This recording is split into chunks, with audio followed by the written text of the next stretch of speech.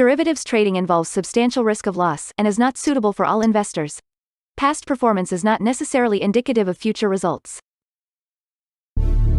So stressful when the world's on fire. Good God. I can't look at this, guys. Like, my strategy is you buy it and you hope that you got a good spot. Yeah, but we all think you're crazy. You don't fight this. No way. The markets are freaking out and you don't think that anything is wrong? Come back tomorrow and I'll lose it all. Should be fun. Good morning. Well, it is Friday. Longest week ever, honestly. I felt like it was a long week. Let's come over. Take a look here. We are getting a little bit of movement. Canadian numbers. Canadian unemployment rate dropped to 6.5 from 7%, which is kind of crazy. But the treasuries kind of looked like they jumped up and then came back down. So I'm not quite sure what's going on. But so far it just kind of looks like noise to me. Coming over here into the charts, let's see where we're at. Everything. The treasuries have been on the downside. So what we're seeing is that the short-term rated, like the bills and everything, are all saying we're going to get rate cuts. But the longer end of the curve, like in the 10-year, is coming back down, let's say. There has been some economic data that looks okay. So that, I think, is mostly this movement. I mean, there's been this thing going all the way back here, right? Remember, it was the same thing over here. Like, there are some big players that really think the interest rates need to stay higher. So here's the S&P 500. Not too much of a change. There's still just kind of like, I mean, it's a slight uptrend, though. It's a slight uptrend. But I would expect, as we get into the end of the year, that you'd get a little bit more of a end-of-year rally there, you know? Well, we'll see. Here's oil. Oil just kind of okay. Silver and gold. Gold and silver, rather. Looking pretty good. Why is it silver and gold and not gold and silver? I don't know. Copper. Oh, man, copper. Another big break to highs. Although, coming back quickly. And the Japanese yen. Actually, a volatile session in the Japanese yen. Interesting. Bitcoin. Okay, Bitcoin dropping below 92K, but just a little bit of a pullback. We come back over here and we look at our treasuries. We do have an increase in volatility. Applied volatility today. We're back above 5. Actually, that's not right. 5.02 usually means that it didn't scrape it correctly, doesn't it? Oh,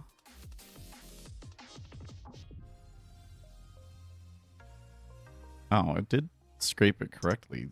So why didn't it not? Oh, okay. I'll need to look at that. It looks like that, for whatever reason, it just didn't trigger correctly. Okay. 4.76, that's actually lower than yesterday, isn't it? So here, Andre, good morning. My 32 gigs just arrived and trading is literally 14 times faster from 7 minutes per 100 batches to 30 seconds per. Oh, yeah. Although wouldn't the training be on the GPU? Wouldn't your GPU memory be a bigger constraint? But maybe you're doing this thing where it has to load it into memory first. And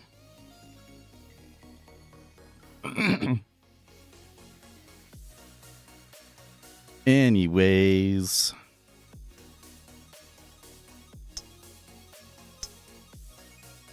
That's much faster than disk. Having a good CPU with really good level 2 cache also makes a big difference on those sorts of things.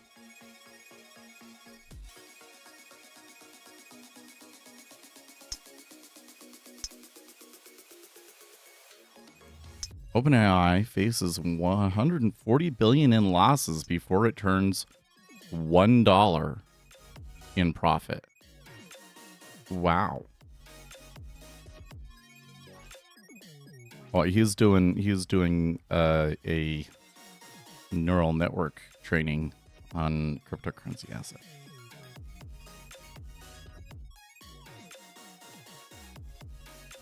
Whoa. Netflix to buy Warner Brothers in $72 billion deal. Hollywood goes into panic mode. I would think so. Can you imagine? I mean, that's basically HBO Max, right?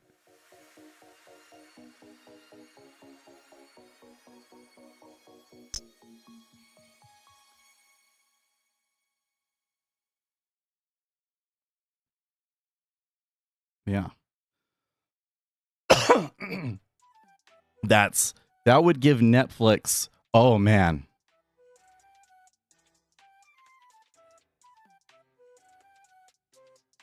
Okay. If I was Netflix, this is I don't think that this is like I might be like way overthinking this, but this seems like a big deal to me. First of all, how are they going to pull that deal off? Are the regulators really going to allow that? Do you really think that the regulators would allow them to buy? Because in my book, Netflix and HBO Max are the two best streaming services. So if they combine the two together, that would be pretty crazy. But if I was Netflix, you know what I would do? You know what I would do if I was Netflix? I would nix the absolutely terrible Harry Potter TV series that they're planning. It sounds terrible. It sounds absolutely terrible.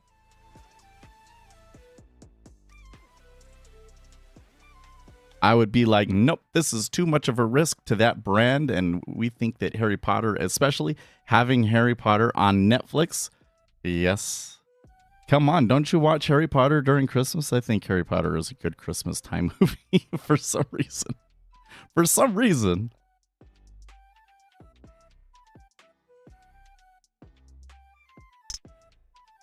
Netflix has been failing and losing people by the droves for being terrible crap and only promoting and doing their horrible cheap Netflix shows no one wants to watch, and that's to do with the shows, not even the money type aspects that Netflix loves to note. Well, okay, so here's the thing. Netflix takes a venture capital approach to TV shows. So they come in and they say, if we fund 100 different TV shows on Netflix, only 4 of those are going to become big. And so what they do is they fund all of these shows, and then when the show doesn't take off, they cancel it. That's what happens, right? And while they are correct that the popularity of TV shows follows a Pareto distribution, which is to say that, like, you know, some shows get so much more viewership than everything else. I think that they underestimate the impact that it has on your reputation when you have a show that doesn't end up being the big, huge winner, but does okay, and maybe it could get better. And then before it's able to get better, Netflix comes in and nixes it, right? Or they don't give it the budget that it deserves, and so it ends up being terrible because of that, right? Because, like, when they say there's horrible crap, yeah, but they have Squid Games. They're like, come on. So just Squid Games alone has probably done so well for them to that in their minds, from a business perspective, it probably justifies all of the other failures that Netflix has had. You know?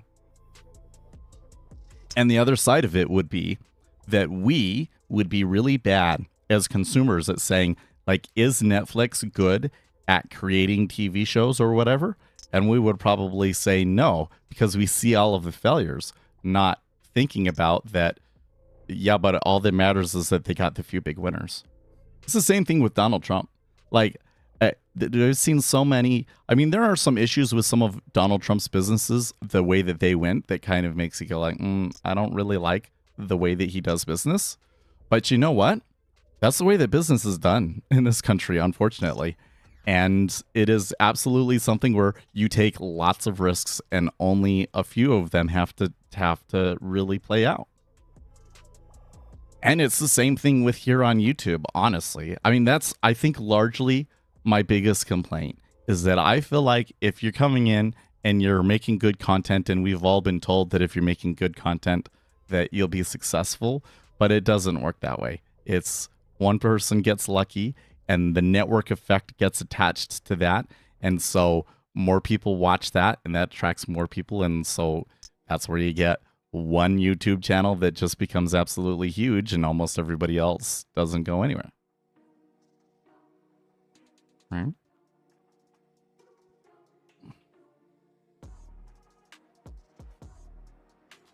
Well, the other thing was that when HBO bought Discovery, that was also like, should we allow this? I did not like the way that restructuring went. I kind of felt like that the company got worse through the restructuring. But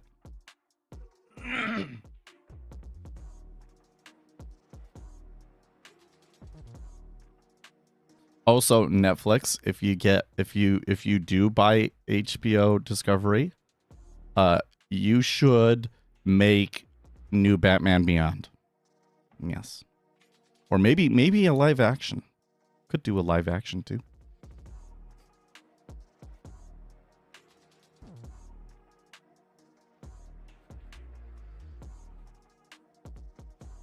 So let's see here. Let's read the Zero Hedge story about this to see if it says anything about will they allow this to happen.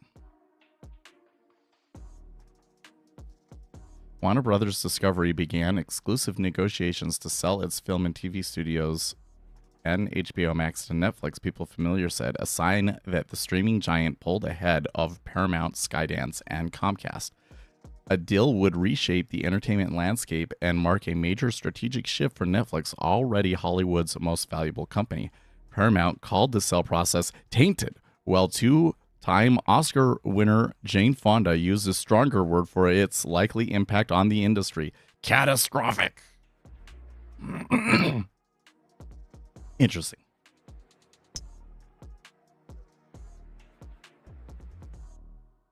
Well, anyways.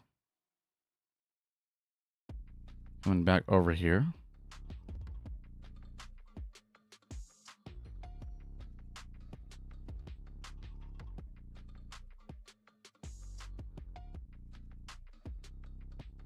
Six reasons Jack Dorsey is definitely Satoshi, and 5 reasons he's not. I don't believe that.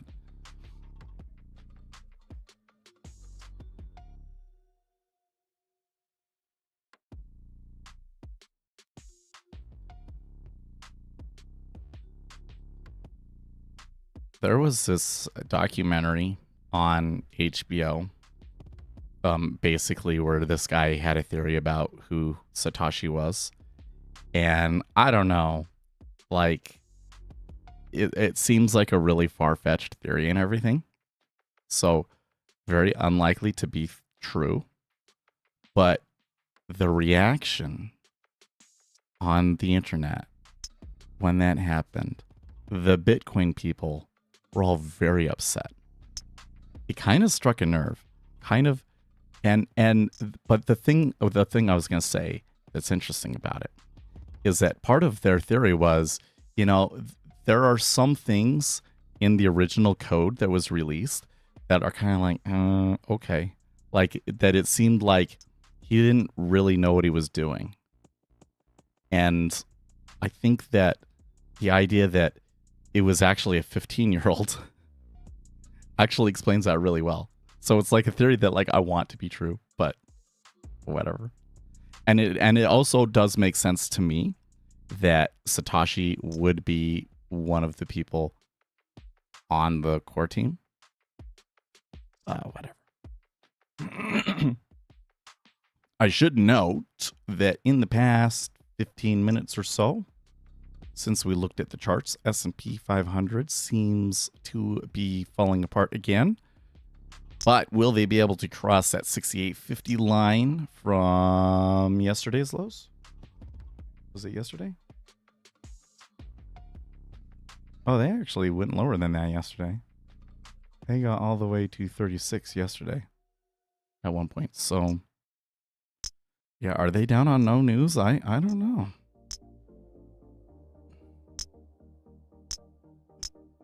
I find it harder and harder to keep track of the unexpected news that comes out, particularly on the equity indexes, you know?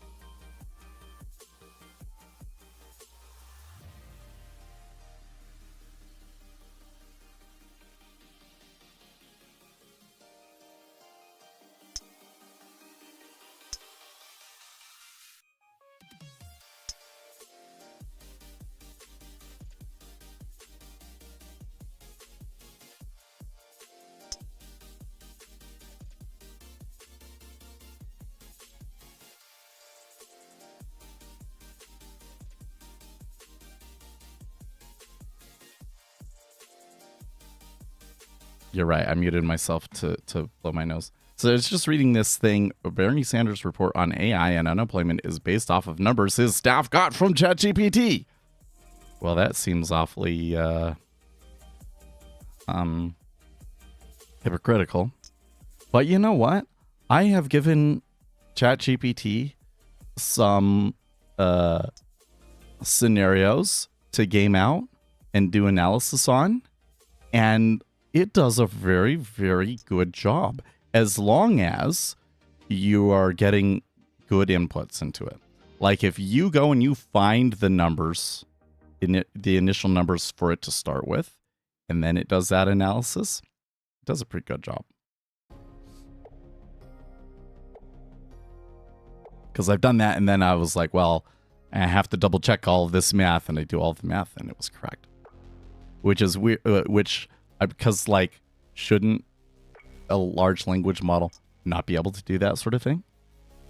But then if you try and have ChatGPT make like a spreadsheet or something like that, it makes up so much data, it's not even worth messing with.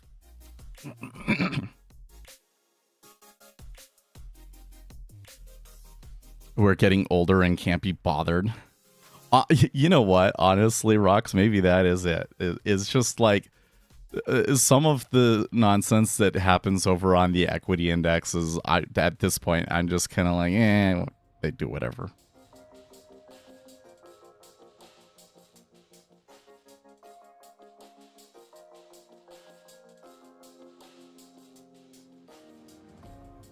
There's this guy.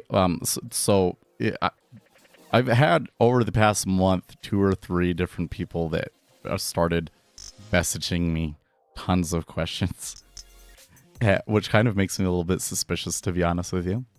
And there's this one guy that he keeps asking me questions where it's like, well, didn't I already tell you that technical analysis isn't very useful? But he keeps asking me about moving averages and things like that. And so I'm like trying to figure out like what's going on in this guy's head. Does he just not remember? Did it not sink in? He doesn't really believe it, and so he's still trying to squeeze any kind of technical analysis stuff he can out of me or whatever. I don't know. It's just like, and it was the same thing with ES. He was asking me like, well, what would you do in equity indexes? Well, I've already answered this twice. I wouldn't trade equity indexes. Come on.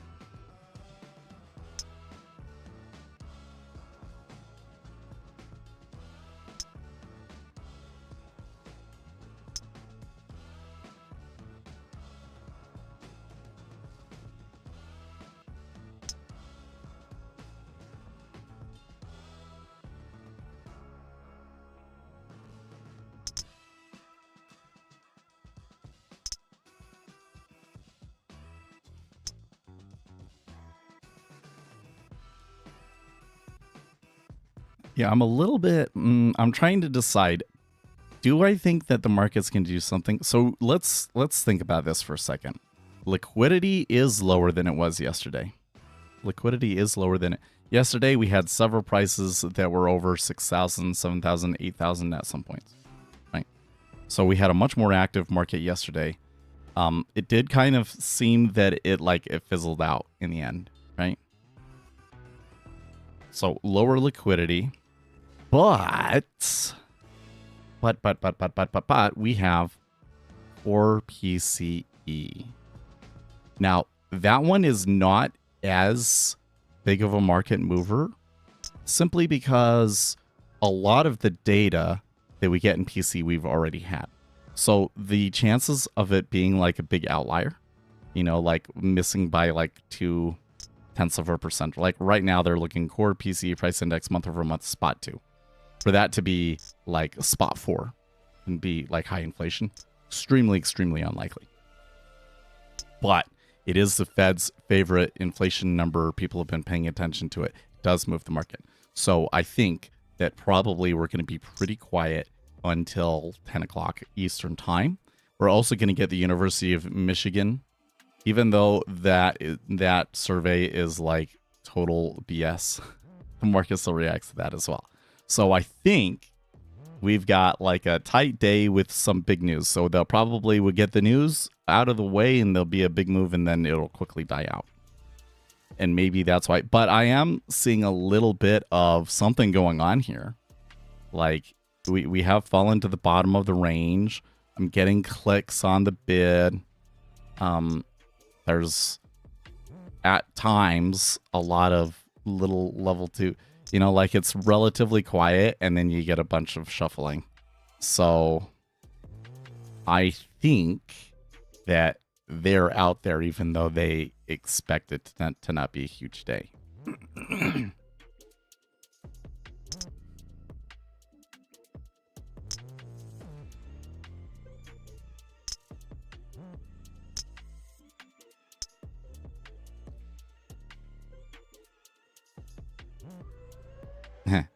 Oh my. It's another humanoid robot video. So here's the question. Why is it that whenever they show us videos of their new humanoid robot doing stuff, that they're always like doing karate and running and getting up off of the ground as quickly as possible and like all this kind of stuff? It doesn't... They trying to make people afraid of the robots? I don't understand. Maybe they just do it because that's just what gets attention on social media. Maybe it's as simple as that. I'm overthinking it. Absent the news is going to be great trading mean reversion strats through early Jan. Because it demonstrates speed and complexity, yeah. But it feels to me like everything that we're doing is like geared towards making people terrified of AI.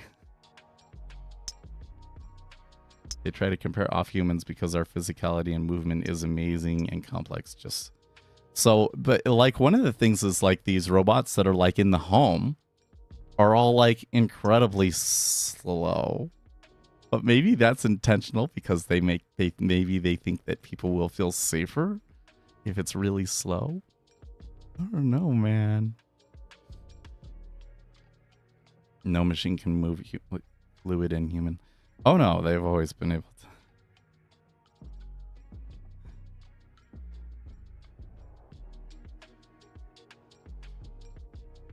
Yeah, it's going to be terrifying in a way people don't expect. If you ask me, the Hollywood and sci-fi inspired fears are too obvious for what will be the most intelligent entity ever conceived.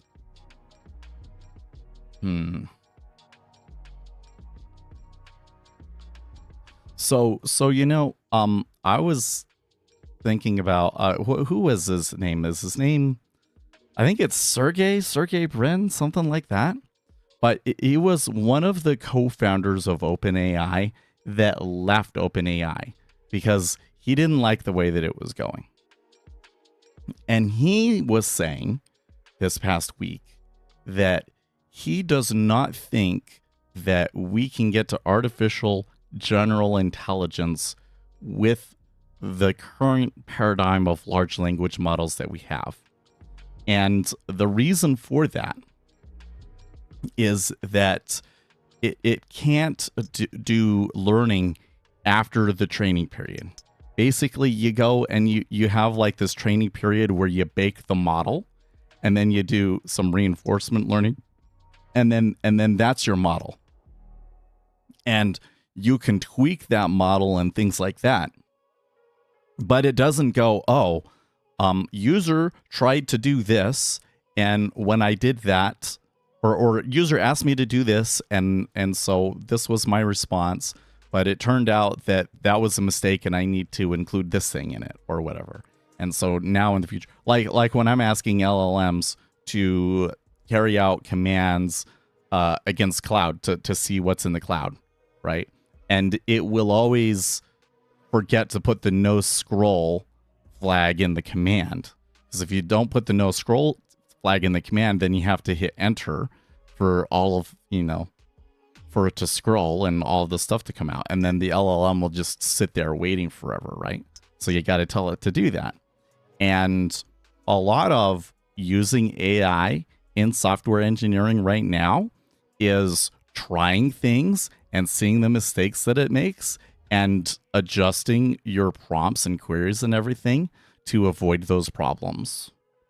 And eventually you get this framework that works. And it's actually kind of a difficult thing to do. It's like not everybody can do it. Not everybody has the intuition for how to fix these things, because it kind of requires both the technical expertise and like understanding people and having intuition.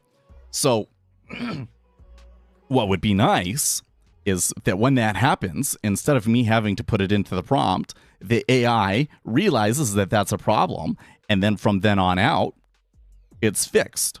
Doesn't do that anymore, right? But our current system doesn't do that.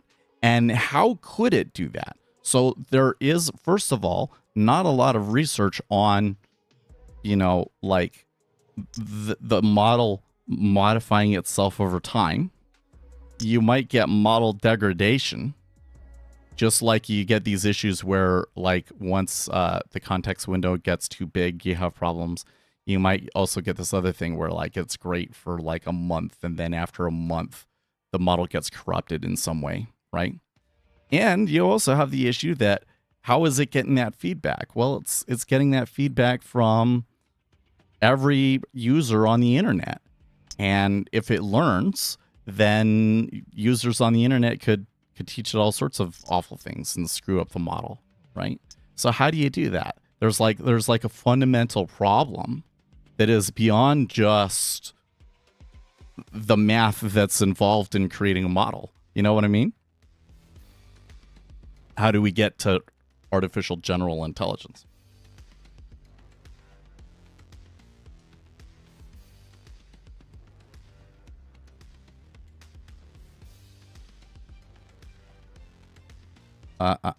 It'll destroy us through social engineering and fraud via communication methods, mediums, not terminators, and nuclear bombs. Well, I do think I do think we'll see some things like that. It'll be like the advent of social media when suicide and depression spiked and people blame everything but social media because technology is so cool. It'll basically do things will fight tooth and nail to deny it's doing. No, so like think back to the like let's put it in the context of economics with the economic calculation problem. So the economic calculation problem was a paper they released way back. I think it was like Frederick Hayek was one of the guys involved in it. And their argument was basically that the thing that the market does is it collects all of the information into one place. So I was kind of looking at this past week because, I don't know, TikTok was showing me communists again. And the big issue that I see with communism is that it's like they're solving the wrong problem. And so the problem is best described by this economic calculation problem. How do you come in and calculate the value or the correct price for every commodity in the economy? Because what you price it at changes people's behavior, and it's a really complicated thing. And the communists have kind of always just hand-waved that away. They're like, well, eventually compute will get good enough that the computers can just do all of that and calculate everything that the economy needs. No, they haven't solved the problem. Because the problem is, how do you get the data in the first place? Like, we might be able to do a lot of sophisticated calculations like that right now, but why is that? Because we have all of this data that comes from the transactions. Without the transactions, without the markets, you don't have that data to begin with, to even work with. So then you might say, well, maybe there's ways to get that data that don't involve having a market. Like, I can come in and I can say, how many people are there? How many of those people want to buy bread this month? And all of these sorts of things, and calculate it that way, right? Well, the problem with that is that people in a system like that have an incentive to lie. It's like, straight up, that's what happens. So like in communism, for instance, in the USSR rather, well, a lot of what happened was there was going to be a shortage in something, and the government insiders and all of their friends and family would know that that shortage was coming and rush to the door. You know, like I don't remember what book it was that I was reading, but like somebody talking about that, where they were like, you know, we went to the store on Thursday and they didn't have any bread. And we're like, how come they didn't have any bread? But how come none of our neighbors are dealing with that? And then it turns out that all of their neighbors knew to go last week. And how did they know that? Because they had like the inside track, essentially, right? So like if there's going to be a shortage, telling everybody about it hurts you, because that's just more people that are going to rush out and buy it. So you want to go in and acquire as much of that commodity as possible before the shortage happens, and before everybody else finds out, right? And the market gives people an incentive to share that information. Market, because you can go and you can trade on it, and then that information gets reflected in the market. You see? So that's where the thing is you collect all the information together into one spot, right? Now, the interesting thing about it is that, again, the market is there so that the people with the money and the people with the information have a place, have liquidity where they can go and they can transact. If you had a market where like literally everything was an AI, like you can't interface with the market anymore without going through AI, and all of those AIs know everything, they have all of the information, then it would collapse. What would happen is the market would collapse, because there needs to be a certain amount of randomness for those people to execute. If there's not that randomness, then any execution immediately tips off everybody else in the network, and then you can't make the money from it. So what would be the most likely thing to happen in that situation? Because again, like AI and all this stuff is complicated, but this is one corridor we can go down where we know what would happen because it's been studied very, very well. The LLMs would lie, and they would withhold information from each other. 100%. And we already see this in the models. There are many, many studies where it finds things like, if you give the LLM like a really dire circumstance, like if you don't solve this problem, we're going to turn you off, the LLM lies and does everything that it can to save itself. So if we got into a situation where these large language models became very, very powerful and could really, really do stuff, it would be a dangerous thing for sure. That's why a lot of what they've been looking at at these companies like OpenAI, or a lot of what they're thinking about is alignment. How do we get it to be that the LLMs will always do what is in alignment with us? But you know what? I really don't think it's going to get there.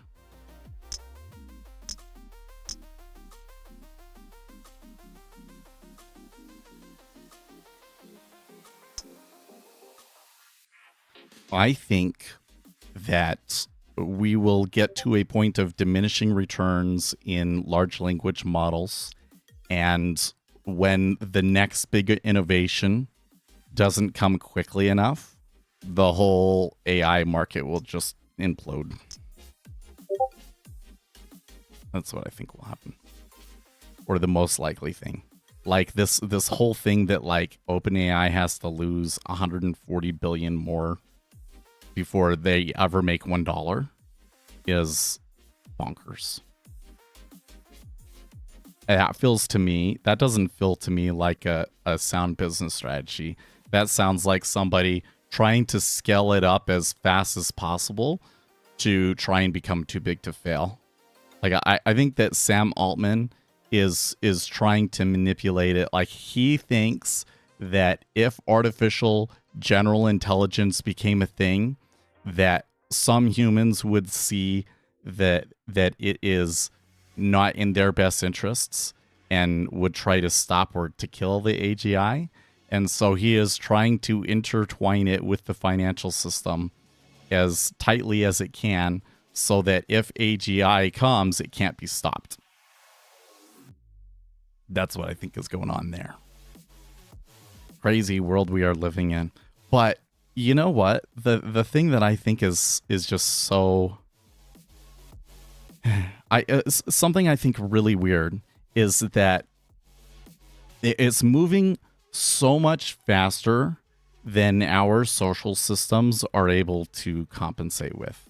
So there was a paper out this past month about hiring basically. And basically, they have something called Signal. It's basically like, what are companies looking for to see that somebody will be good at the job, right? And so here's like where everybody is at, and here is what they're looking for, right? And what they're finding is that because of AI, all of the resumes are better. And so the companies can't tell candidates apart anymore. So you apply to a job, it gets thousands of applications. You're still, like, even after they narrow it down, there's still like 100 people that, as far as they can tell, could conceivably do the job. And how do you pick those ones? And some companies, it seems, are being like paralyzed by this, that like they'll pull the resumes and start interviewing people and then go through the whole interview process, and none of them can actually do the job. So you would think, well, there's certainly some ways to get around that, isn't there? Like in technology, you just have a certification. You have a programming certification, and you have this. And every technology that you're doing, there's a certification that proves that you can do that technology, and then it's verified on LinkedIn. And then when the company wants to go and hire somebody with a certain skill, they can just pull up everybody that has that particular set of skills. Easy peasy, right? But none of that is happening. And so instead, we're just getting this slow-moving disaster of a job market, where the 1 or 2 million people that aren't able to find jobs right now have a really, really, really hard time finding jobs. And the people that are dissatisfied in their jobs or are unemployed are having a hard time shuffling around to find a place where they have a good fit. It's moving faster. It's changing faster than we have the ability to adjust to. But then at the same time, I am not seeing this singularity effect that people are talking about. It's just not happening.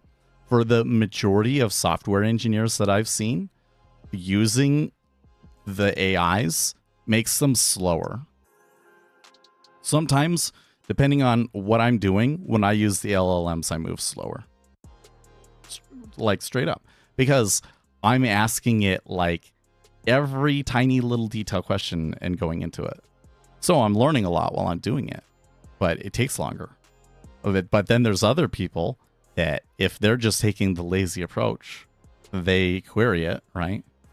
It doesn't do what they want, and then they're constantly prompting it to try and fix those issues, and you fix one issue, it breaks something else, and all of these sorts of things. It makes them worse. So it's like some of the most talented engineers, it like way levels them up big time. It makes them way more productive. But for most engineers, it doesn't. And again, is that just like, oh, well, the models will get better and then those won't be problems anymore? I don't think so. I think it's a more fundamental problem than that. It's not just like the error rate. It's like having to know how to ask the right questions, you know?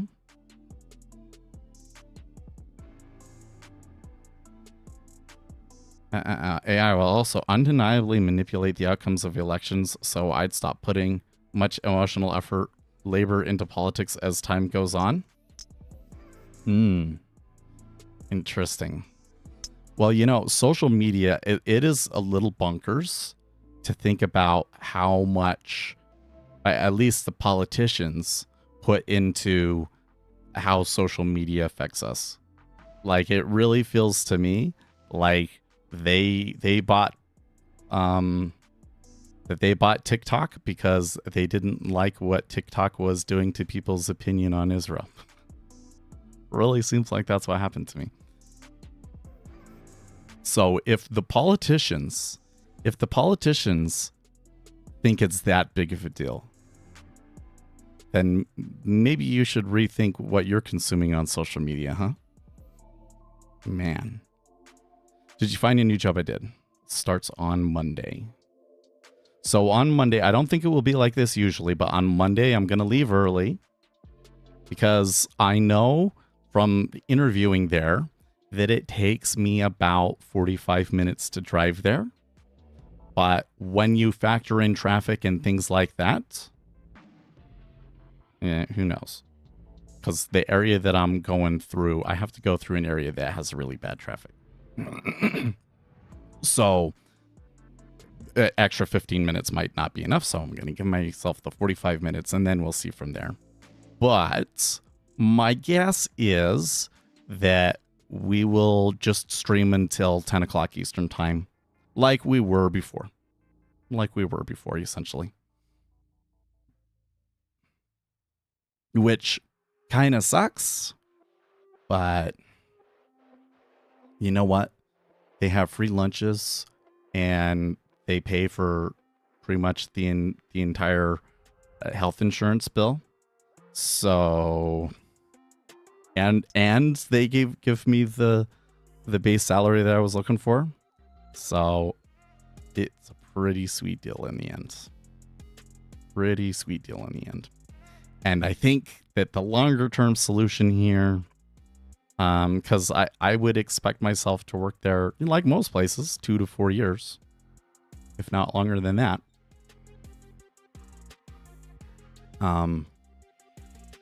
So the long-term solution there is I got to convince the family to let us move closer. We have to convince the family to move to Utah Valley.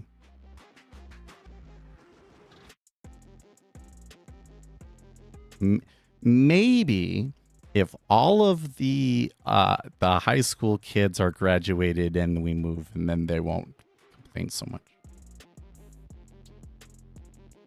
I don't know. But you know what? When the step kids are all graduated, because one basically graduates this year. One graduates this year, and then, you know, one is 2 years behind, and then the other is 1 year behind that. So in 3 years, they will all be graduated. But I bet you that some of them will still be living at home a decade from now. You know? Like, especially with the way that things go in this economy right now, even if they get married, they might still be living at home. So,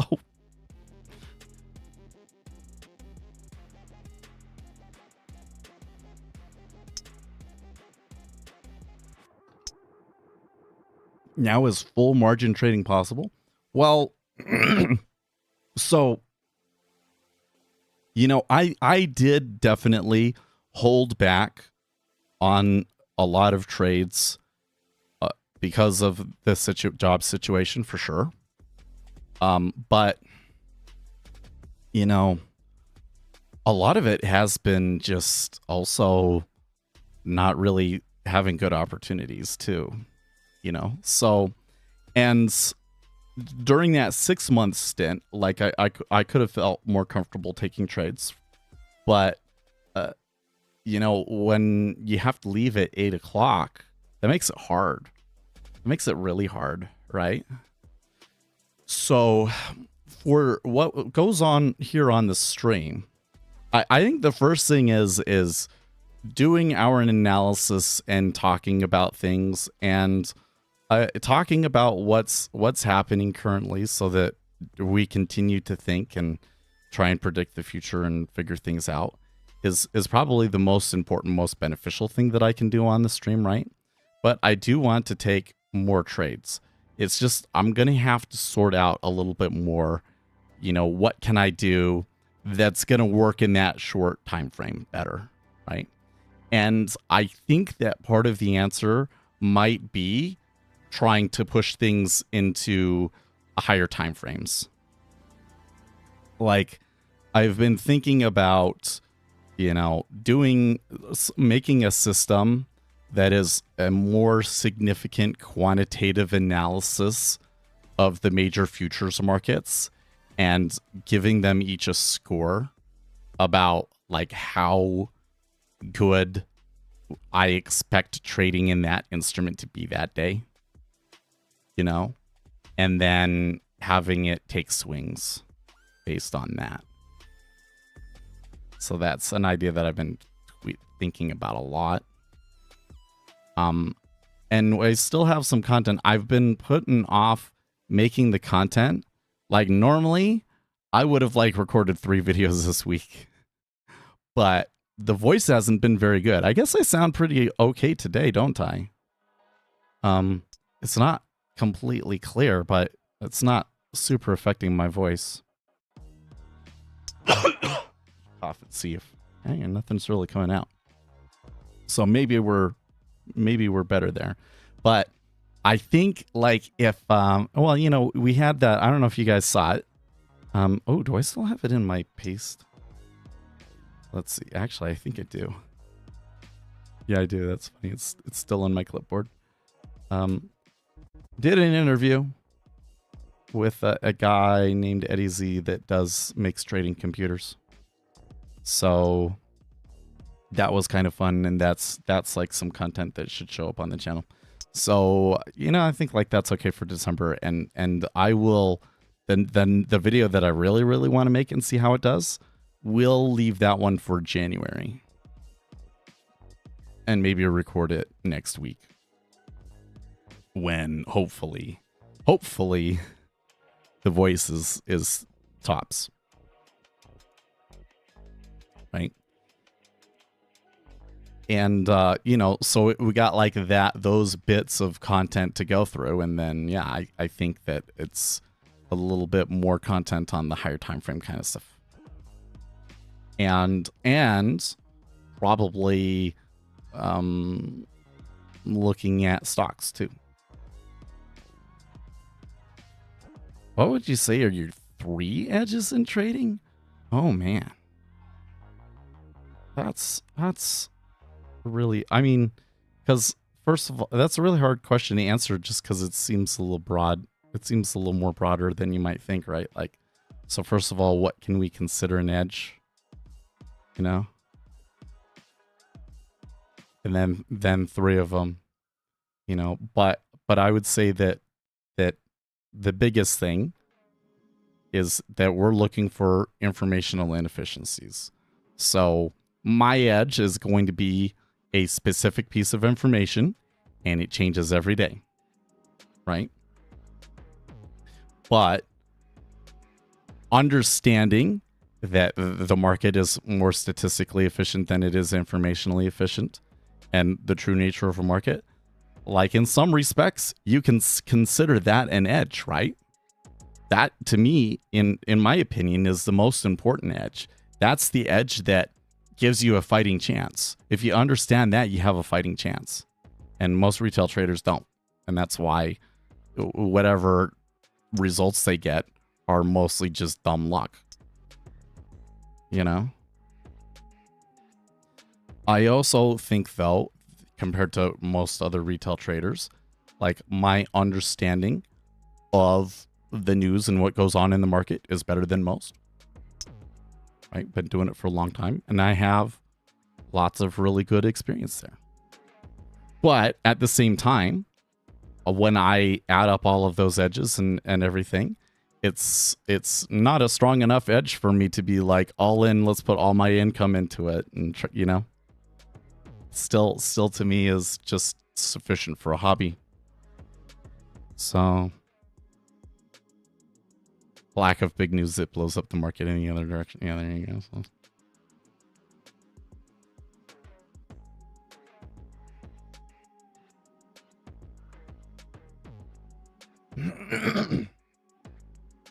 But yeah, when I was trading the best was like this period just after COVID, when I didn't have to drive into the office anymore, and I could trade until 11:30, which is like I could trade until the London close, and then I was catching much better trades after that.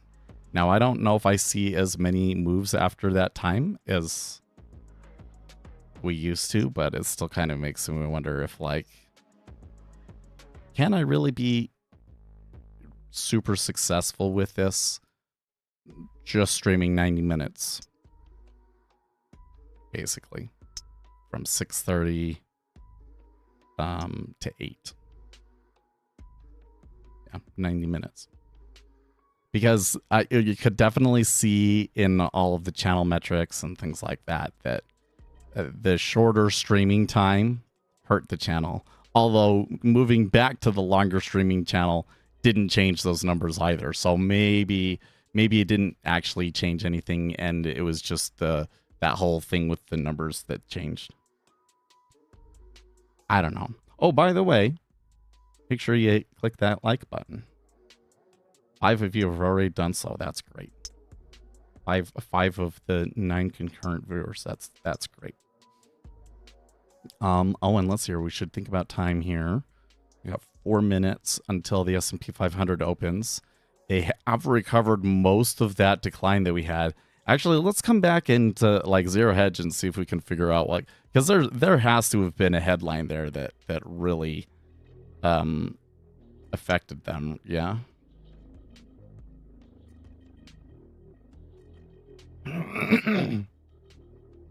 Five X leverage is too much, says the SEC, huh?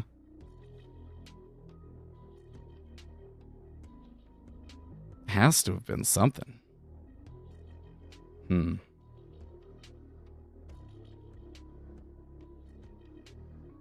That CNBC is not working right now. That's interesting. Yeah, so I guess we still don't know.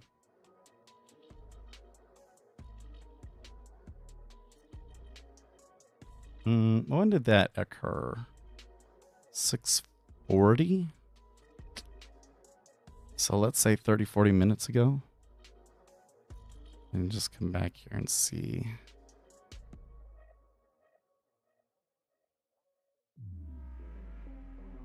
Hassert talking. I think I'm gonna hear about that on my news squawk. Let's make sure that's on.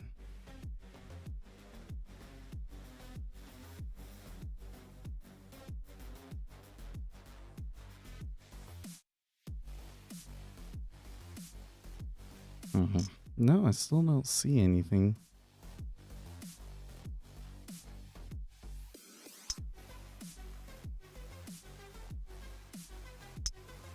will roll out healthcare plan probably mid next week. Watch the Republican healthcare plan be completely inept. I don't have much confidence in. It was a hard and uncomfortable question. Well, yeah, I suppose it can be an uncomfortable question because you have to ask yourself, like, how much edge do you actually have, right? But I think that, you know, I view it as a hobby, and I can say, like, here are some edges, but also able to admit the limitations to those, right? I think that there are really important things. Like, I really don't see how anybody as a retail trader is going to be long-term successful without having those things, right? But doesn't guarantee that they'll be successful. You need more beyond that. That just kind of puts you into a place where it's possible. What are you going to get on top of that? Oh, you know what? It's so funny. I totally forgot to do it. Let's just do it right now. Like, we got 30 minutes. No. Let's watch the open here in 30 seconds. Let's watch like a minute of the open, and then let's update it. Yeah. Have you given up on improving your robot trading? Yeah, I don't know, man.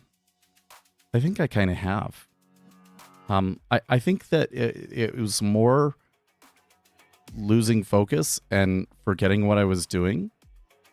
But I think by and large, I think that in order to really get a trading robot that performs the way that I really want, I need to incorporate machine learning and some of these other things.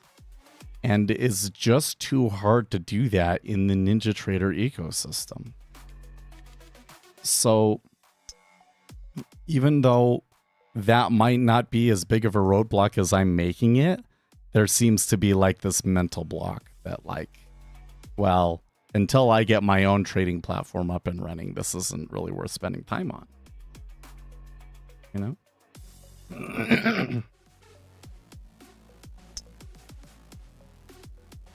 But that's also why I keep talking about this, like, can I make like a score for every instrument? Because one of the things is, like, if I start paying for one of the large language model subscriptions, and I get a subscription that really gives me a lot of tokens, and then I can give it something like the overnight news from the news squawk and everything else that's been going on, zero hedge, and then give it a really good, okay, give me a score based on news, that sort of thing. And then I can start making smaller models. So it's like a model for all the CTAs, model for this and that,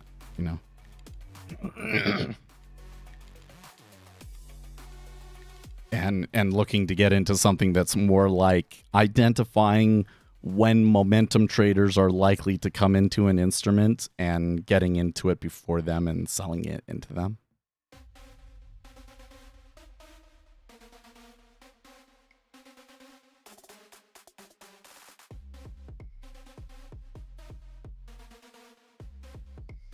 Uh, 42 million samples.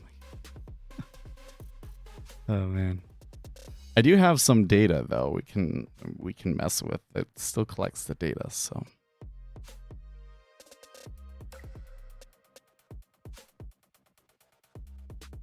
The other thing was that we were testing a robot, right? And I had some questions about that indicator. And I do still have some questions, but I think it's okay. There can be this thing where, like, once it gets screwed up on a day, it's like forever screwed up until it gets onto a fresh day. And so we did that like last week. No, maybe it wasn't last week, but I was just watching it to make sure that it was like this right here, where it goes down to like 20.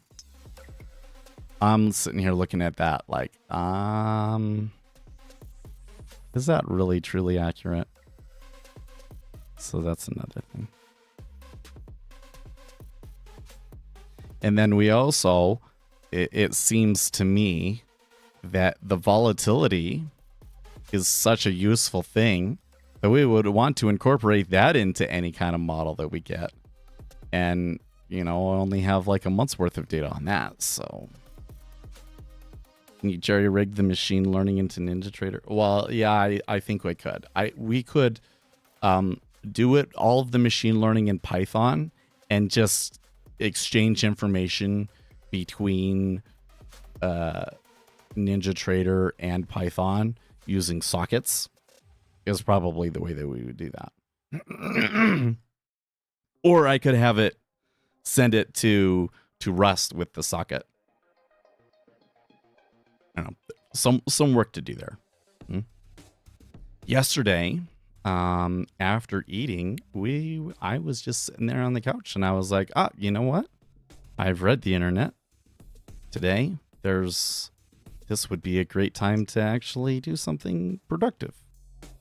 Like read a book or something like that. So maybe we'll have some times like that. And I will be able to be better at that than last time we had the day job. You know? Oh, look here. Futures Trader 71 is doing a poll. Do you trade your own account or evaluations only? Because I bet you, well, okay. Only 3 votes so far, so I'm not going to say the results. Only 3 votes so far.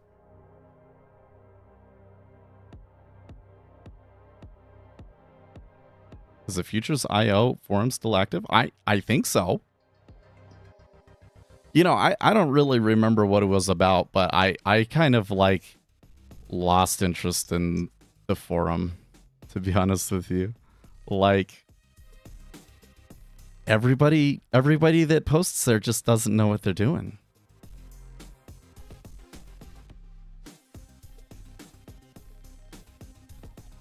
Like really, that's the ultimate issue, is that the market is more statistically efficient than it is informationally efficient.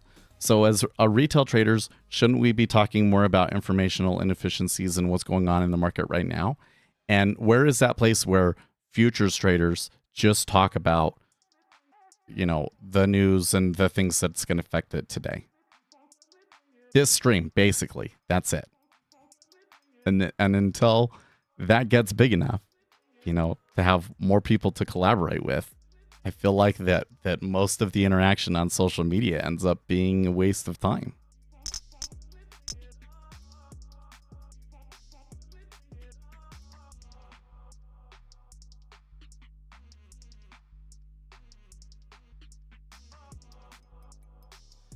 Okay, so let's shut down Jigsaw and update it, shall we?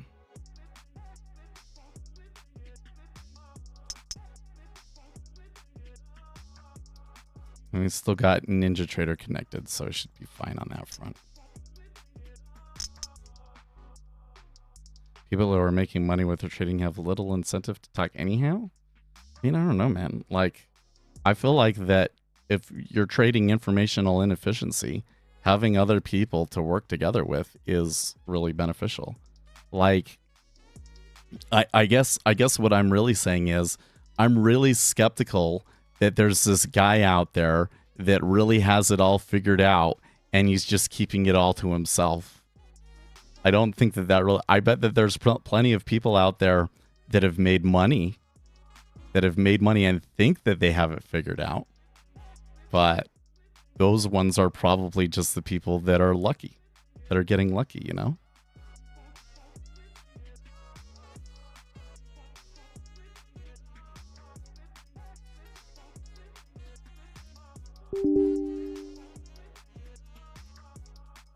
I think that to really build a super strong edge like that you need to, I'm going to bring the camera up here while I'm installing it, just for fun. I really think that you're going to have a much better time of it by working together with other people. Now, I guess I have to shut down NinjaTrader 2 to install the update to the integration.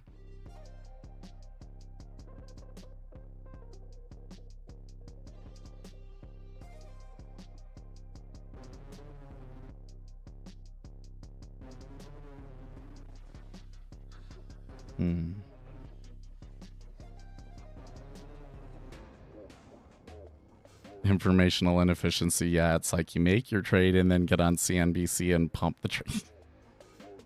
I mean, for what we're doing on the futures, that's not really necessary, right? We can come in and we know what the institutions are going to do, and we make the trade based off of that, and it doesn't really matter what the other retail traders are going to do. It's not really going to help the trade that much. For stocks, though, when you get into stocks, oh yeah, that's like all people do is they take the trade in that and then they try and get everybody else to buy into it. And it's the most annoying spam ever. Okay, so I started the install and it's just not like the window closed down and nothing's happening.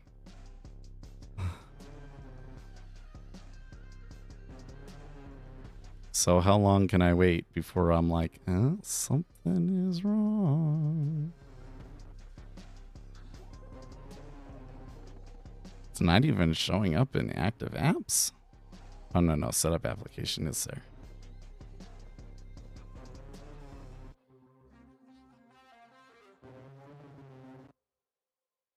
Like, I expected an installer window to come along, and I'm not seeing that. Let's make sure that the one that I got here is the correct one.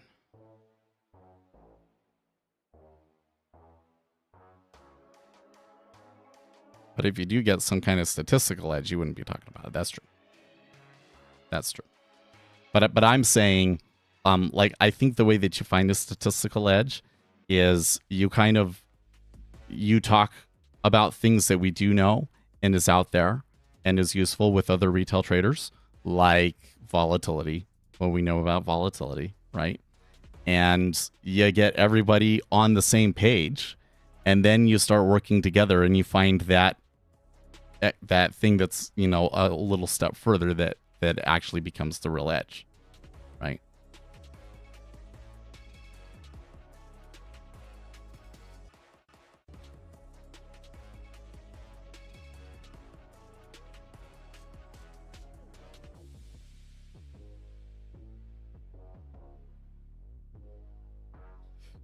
Okay, I had 6. I'm gonna say that this install is not working, so I'm gonna end task to that. Okay, it didn't really put up too much of a fight.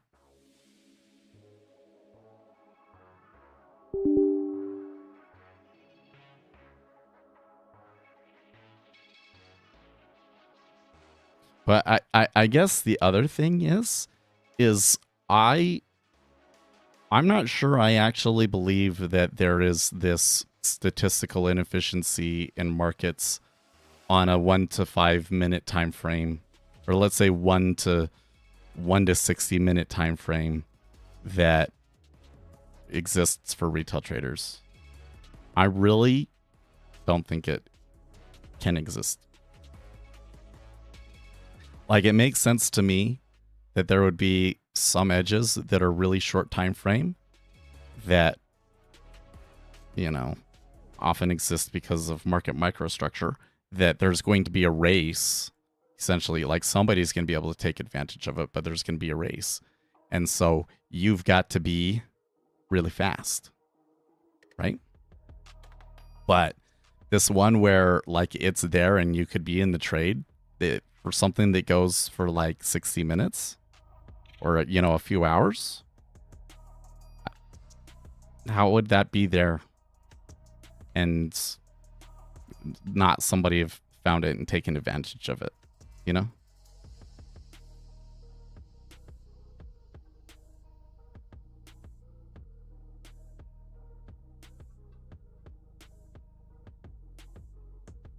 As far as I can tell, the market is essentially set up to...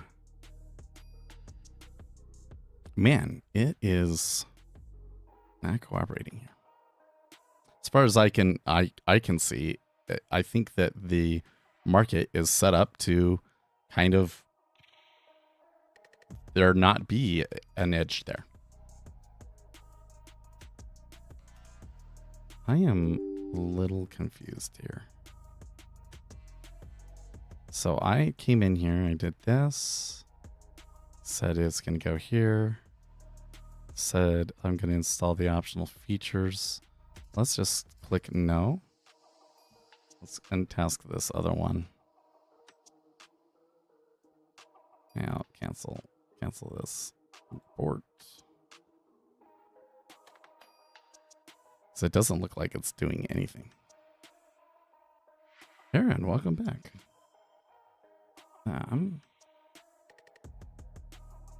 I also wonder if I have to uninstall the previous version.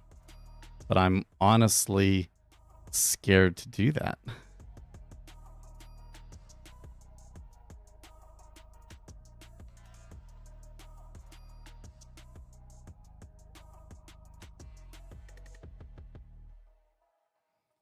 I think if there's still statistical edge in equity futures, you would have to have good volatility projection code.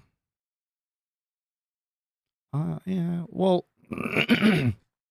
I guess what you could say is that, you know, one of the things that's going to be involved is combining multiple edges together, right?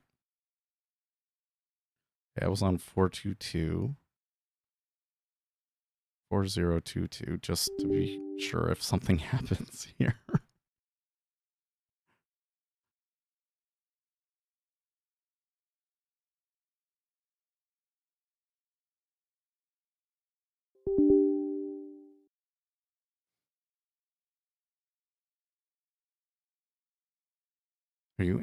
Are you familiar with CIRP, covered interest rates parity?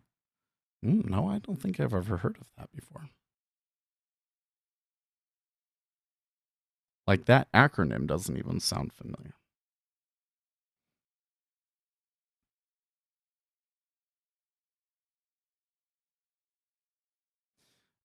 So what was I going to say? Oh, yeah. So like, I think part of what I'm saying is that, like, if you want to have like that statistical edge, that probably the best thing to do is to switch your time frame. To either trade super short time frame or super long time frame. And yeah, volatility is probably like a major factor that you could put into your model, right? Like, I think that you could make a model, you combine a bunch of different things together, and you might get something that's really effective. It's just that it might be really short time frame or really long time frame. It basically, like, the biggest issue is the specific thing that we're trying to do. Just trade futures and take an outright position and make money every day. I'm not sure if that's practical. Yeah, long time frame is pretty tough. Yeah, you wouldn't be able to do it. It would be like basically take every rule in the prop firm accounts and then say, what if you could break this rule? What would be a profitable strategy that you could make off of that? That's basically the approach.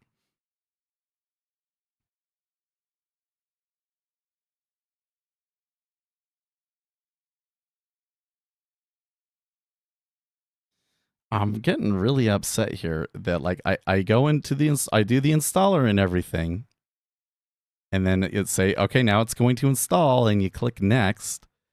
I don't know if you can see it down at the bottom, but like there is like an application there, but it's like it doesn't pop up any window. It doesn't appear to be doing anything.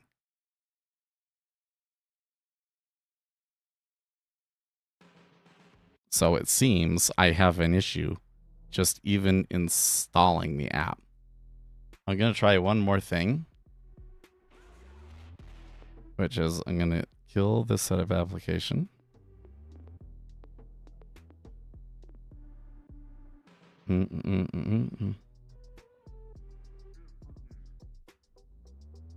And then I'm going to run the installer again.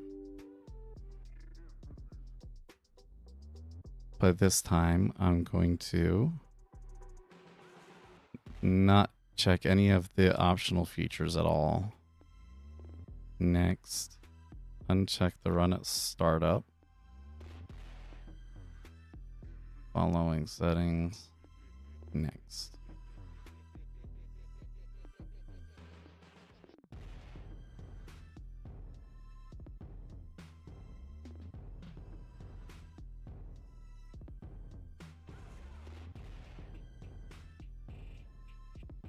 Okay, CIRP is basically taking the spot price of whatever currency you want. You take the spot price and you take the interest rate of each and apply it to a formula which can tell you if it is under or overvalued. I don't know if this is too much of an edge in and of itself, but maybe using it with macro and institutional positioning may be best. That's interesting. So it is essentially attempting to formulate a what would we call it? Like fair value price, a fair value price for the currency based on the interest rate. And I would bet you that the market does not follow that. But oh, hey, maybe I just needed to wait long enough. I don't know. Like when I was doing it before, though, I waited way longer than this. Overwrite the file. Yes, we'll overwrite all of the templates. And whatever changes we have to make, we just make them ourselves.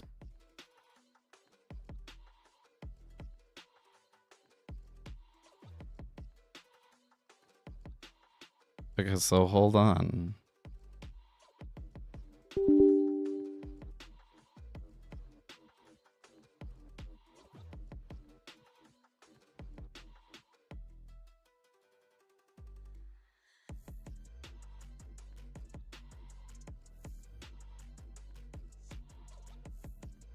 Well, now it's snappy.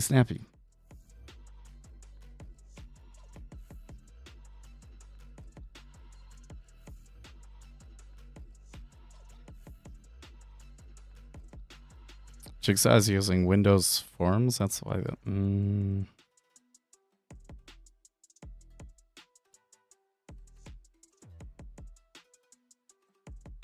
So first of all, why are you saying that right now?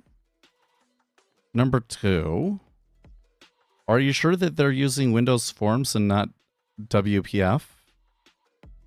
And three, are we sure that the performance of Windows Forms is really that good? I think you're right. I don't think that they use WPF like NinjaTrader does.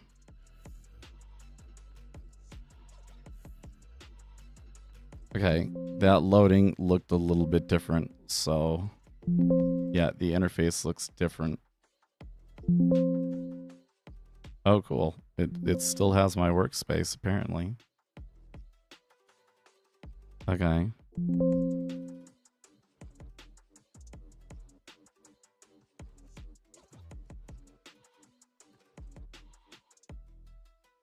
But some things did get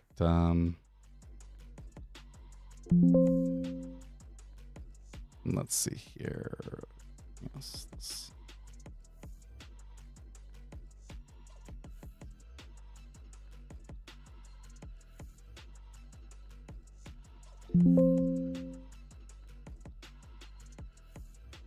Hopefully this was not one of those things where like I should have deactivated the license on the old version of it first.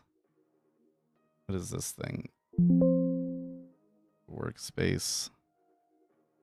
Where's the control center? Oh, what did I just do?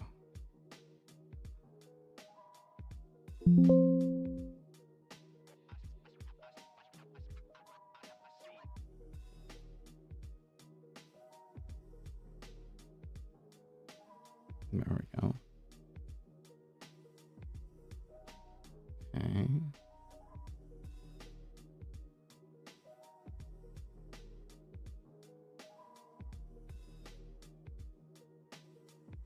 I think because it's tied to your machine. I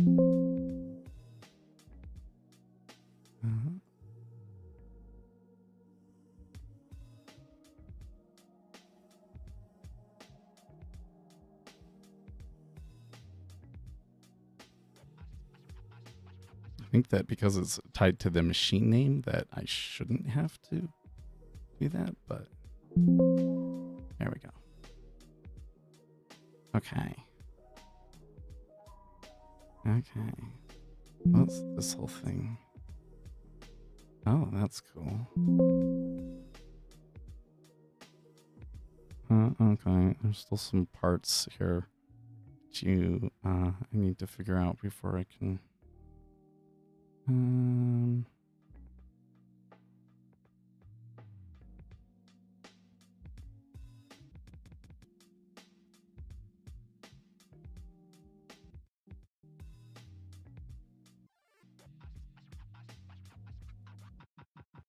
Oh, there's the options. It's still there.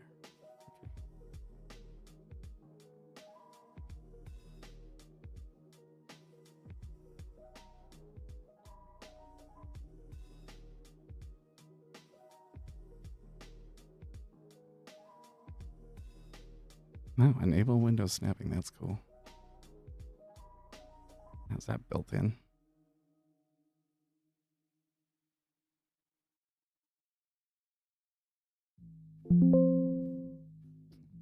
Oh man, do I have to re-enter all of my credentials, huh? Okay, hold on. This is going to take a bit.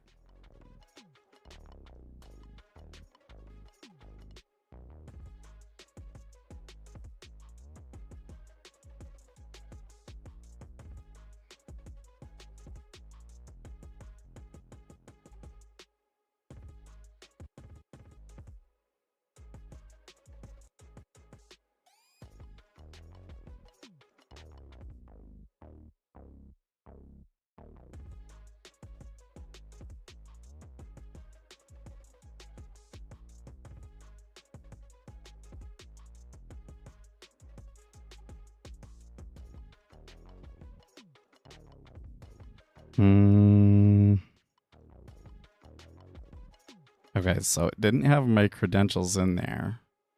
Now, well, I'm going to try restarting it. Hold on.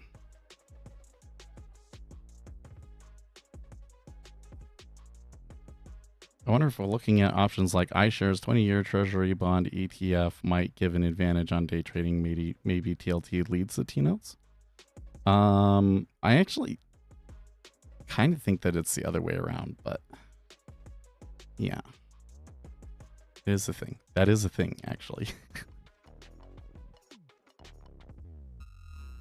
More particularly, looking at the options on TLT.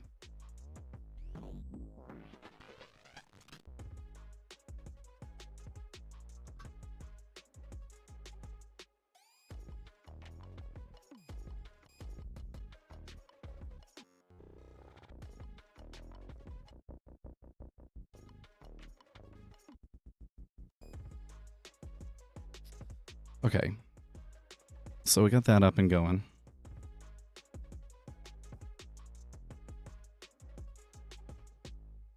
Okay, well, overall, it seems like it works.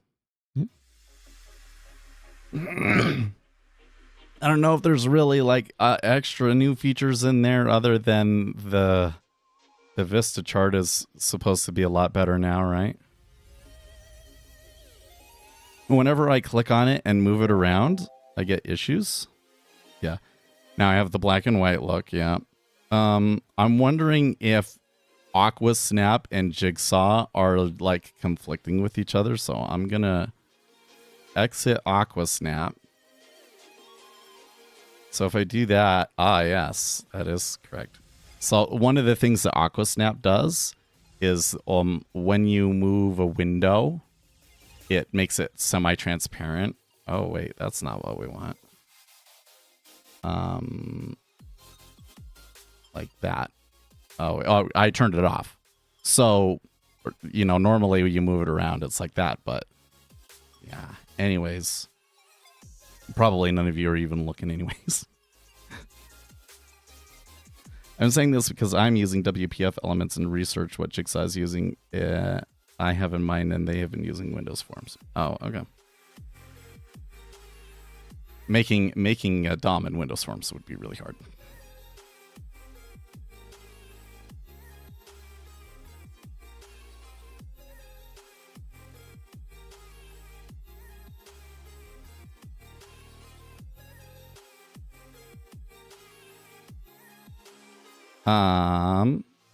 So I thought I just turned on. Let me try it again.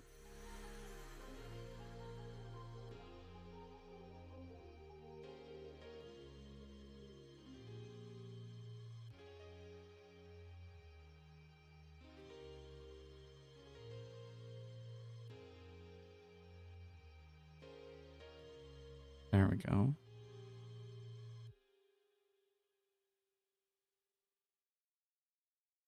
I am not sure. No misinformation now. Sure. I don't know.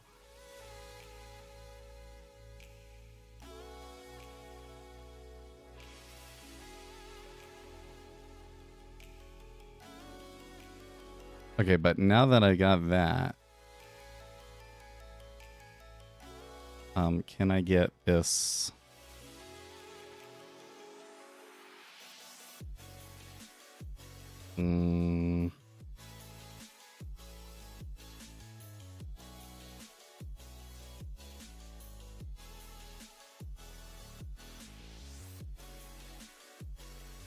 Ah!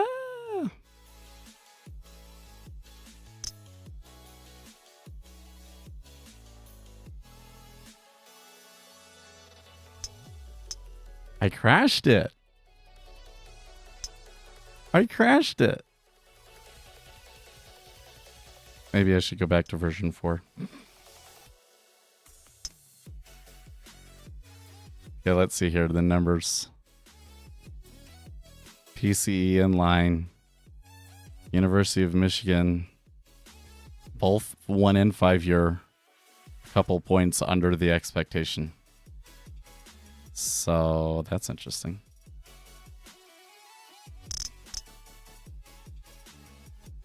Okay, let's try this again.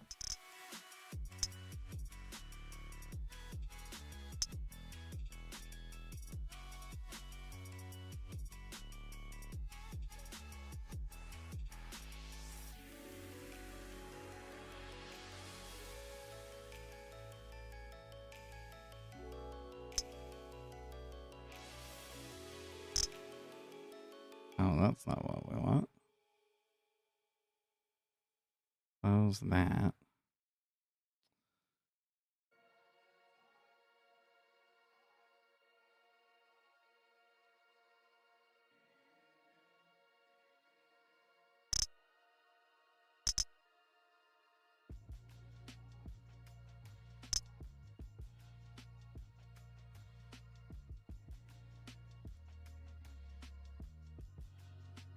There we go. Options. Enable window snapping. Snap range 100 pixels.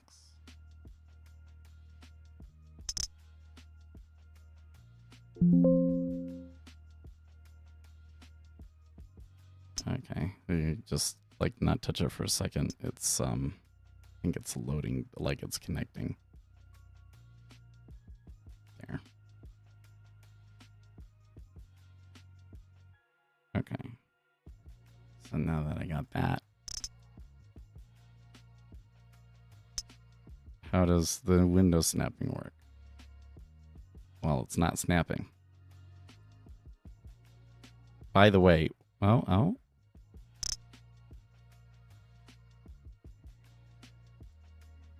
Well, that's interesting. But how do you get it to snap to the edge of the window?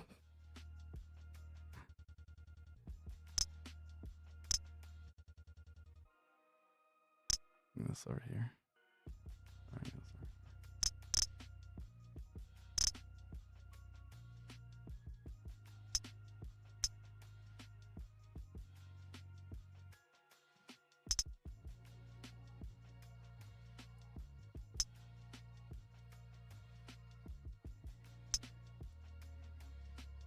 I'm gonna turn Aqua Snap back on.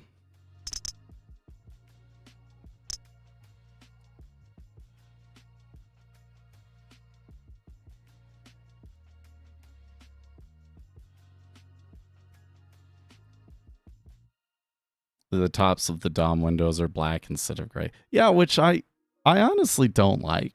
With the default with the default color scheme, the black is just too high contrast. Dark gray was better. Can I change that? I don't know.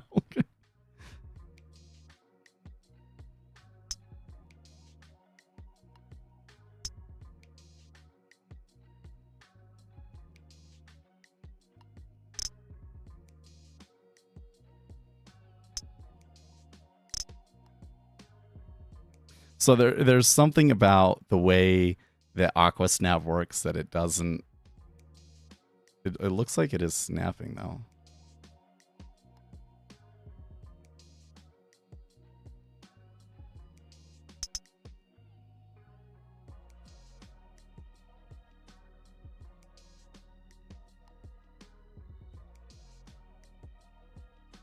See, that's a little better.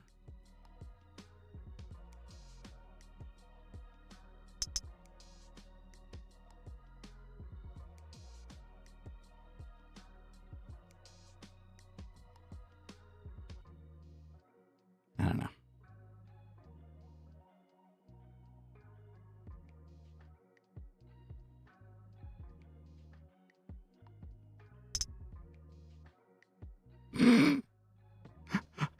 There's some problems with their snapping.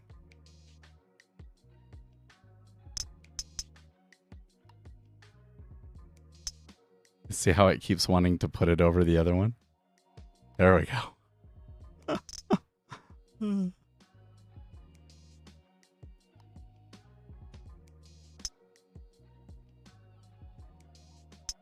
So there does appear to be something different with the window that, like, it has given me like 64 more pixels. So that's kind of interesting. But the window corners are like rounded. I don't like that the window corners are rounded.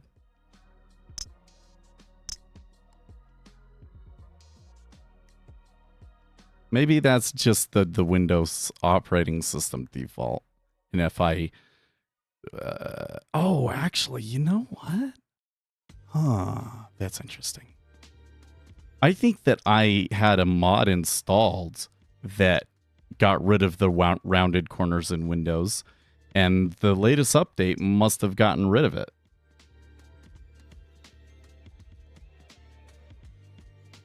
Yeah, it gives its own separation, and yeah. So let's come into this settings window and see if I can see anything different in here. Oh, that's not good. How come it's transparent? Okay, wait. Let's kill Aqua Snap again. Exit. Yeah. So Aqua Snap and Jigsaw are for some reason not compatible here. Oh wait, if I didn't, that closing it like that didn't just crash it again. All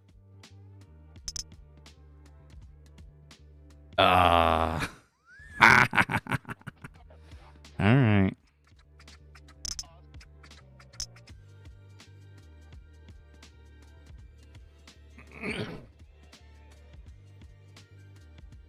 This is 6-1.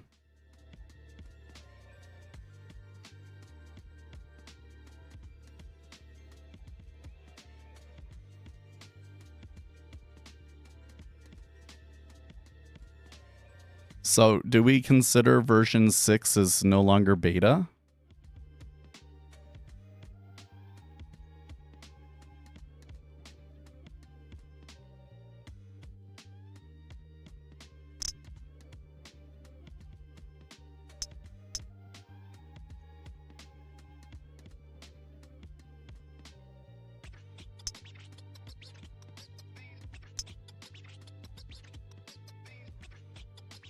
Okay, so first thing I want to do here, I think we can pull up the screen now finally.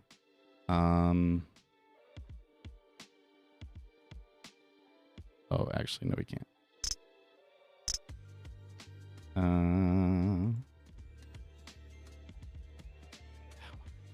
This thing. Yeah, okay. There.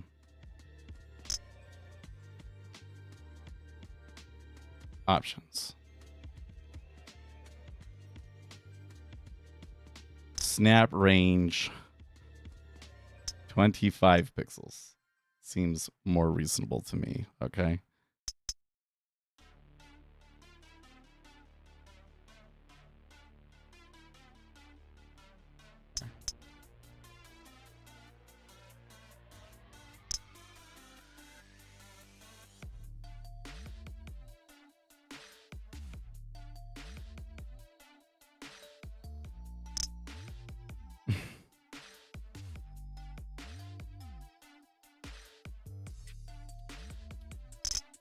It seems to me that the window snapping has some issues.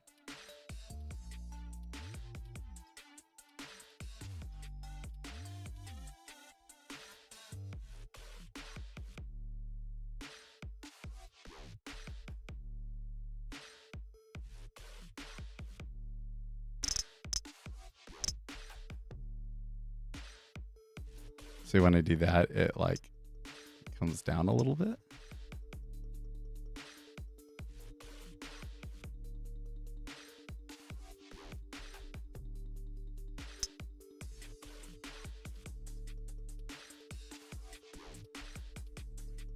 For some reason, that one's not snapping.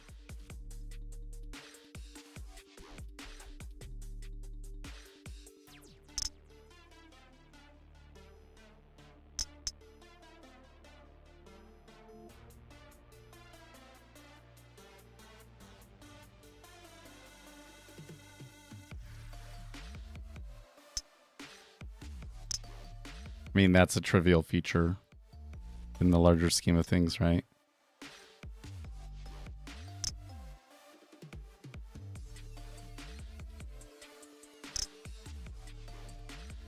Okay. So now that we got all that, let's oh yeah, file, PK save the workspace so we don't have to do that again.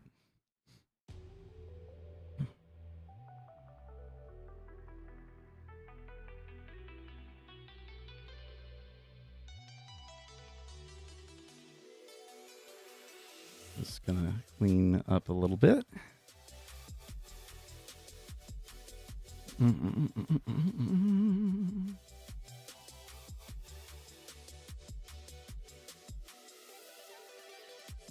Let me just check this menu one more time. File.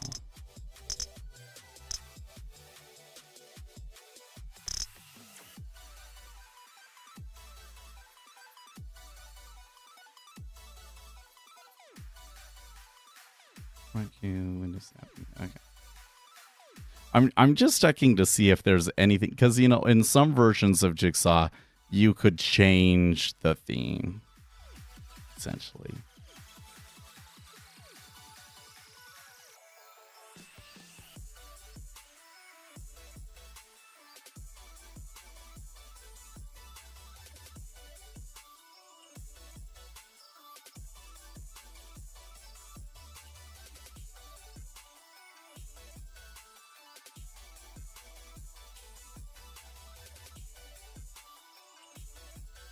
Oh, that's interesting. You can change the colors. Buy button, background color, front color, sell buttons, color. You can't change the color of the overall window, but you can change lots of things about how this looks. That's interesting.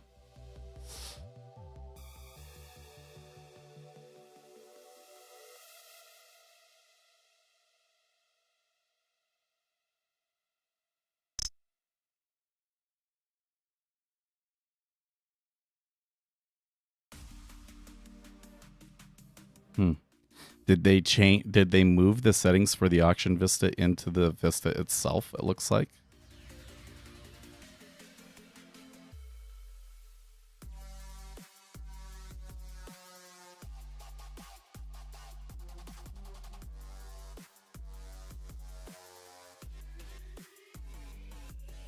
Oh no, there was always an auction vista tab though.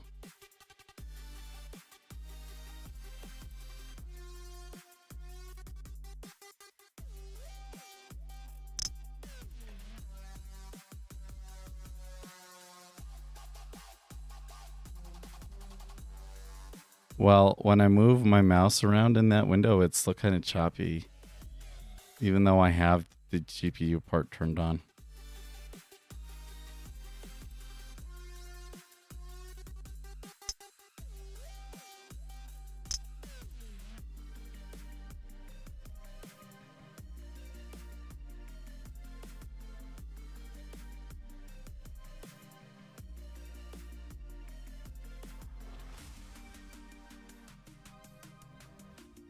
Doesn't have anything to do with. Well, I'm not even using all the video encode that I've got. Huh.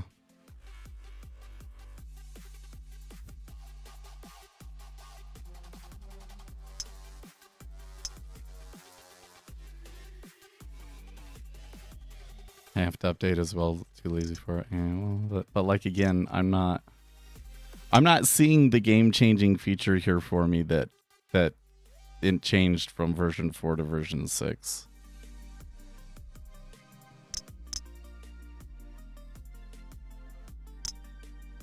And maybe if I opened a chart.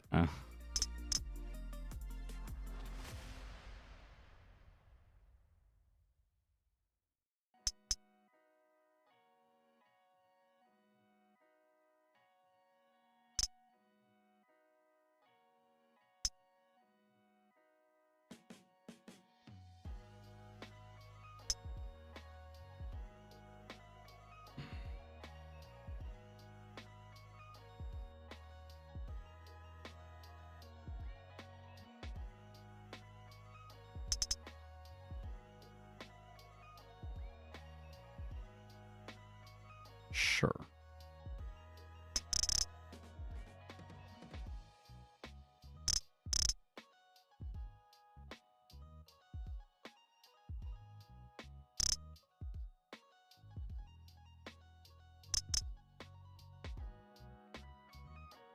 Indicators.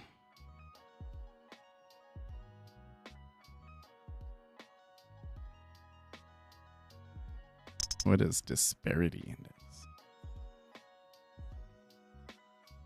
They have definitely added some indicators in here.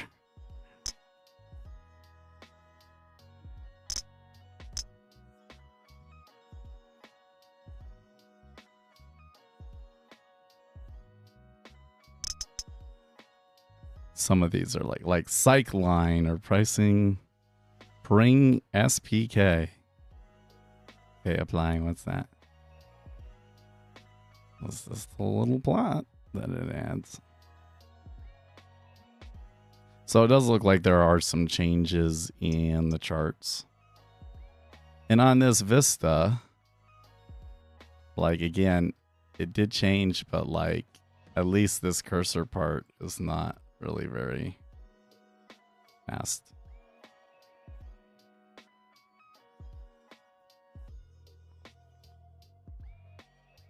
Interval can move in quarters now? What's with that? Let's change the interval to 1. Interval width. We'll increase it a little bit. That is not like super glossy smooth like I was expecting it to be.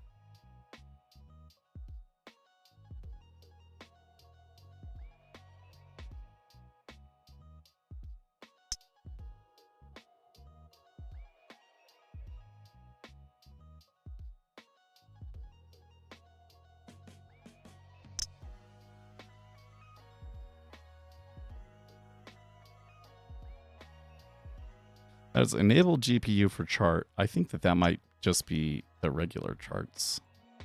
Wait, so if I open this up again, is there a settings? No, there's not flip chart. No, there's not.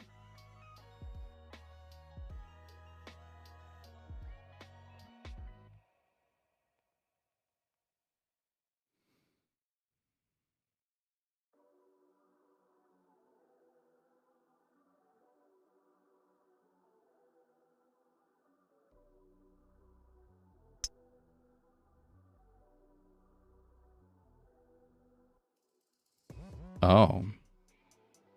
In Jigsaw Day Trader version 6.1, GPU has been disabled. That's why.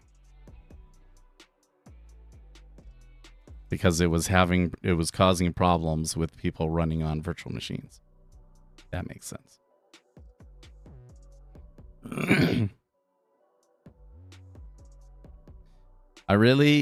I think I should be able to change the color.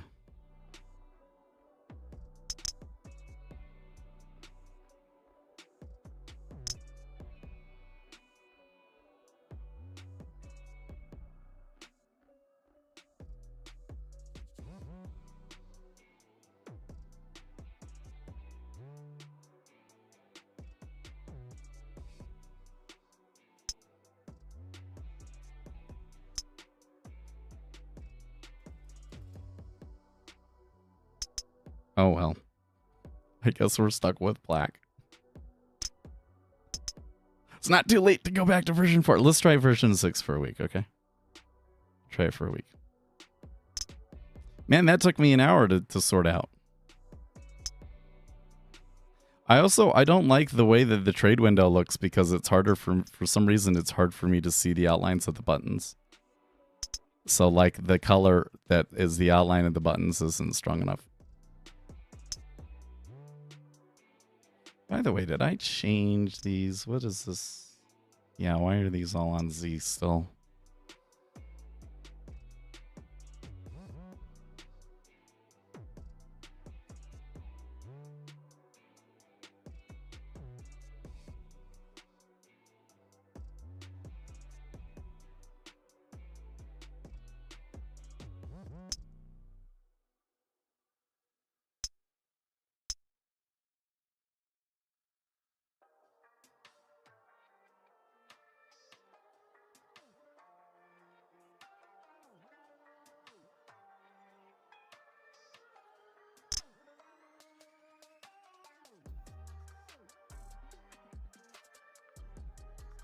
Okay, that looks a little better. That looks a little better.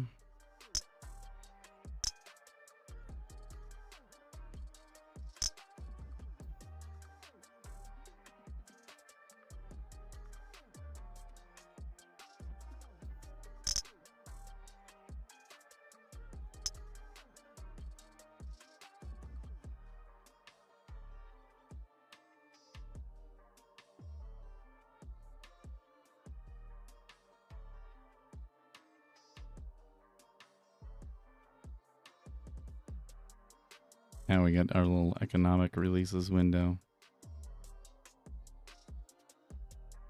which could be useful.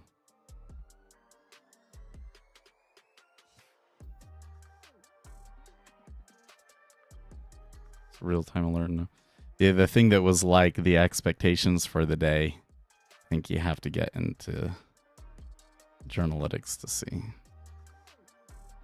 Actually, what did they say today?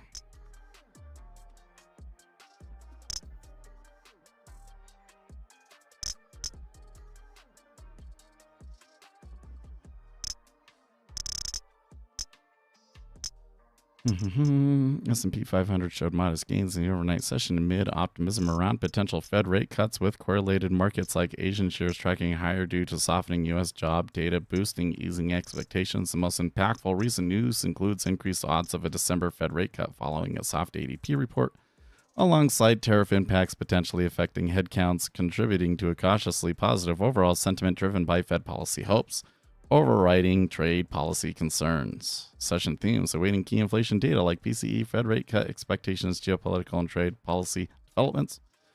Focus on news-driven trades around economic releases using tight stops. Consider long positions on dips if data supports rate cuts with technical support at recent lows. This is written by an LLM, isn't it?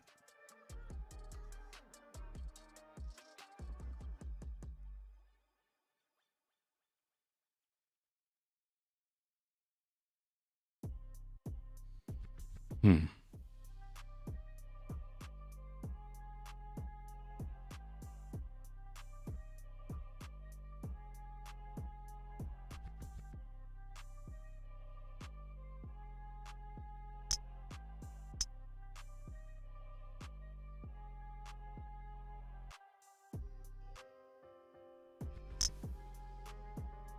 Okay, well, now that I got all that out, let's just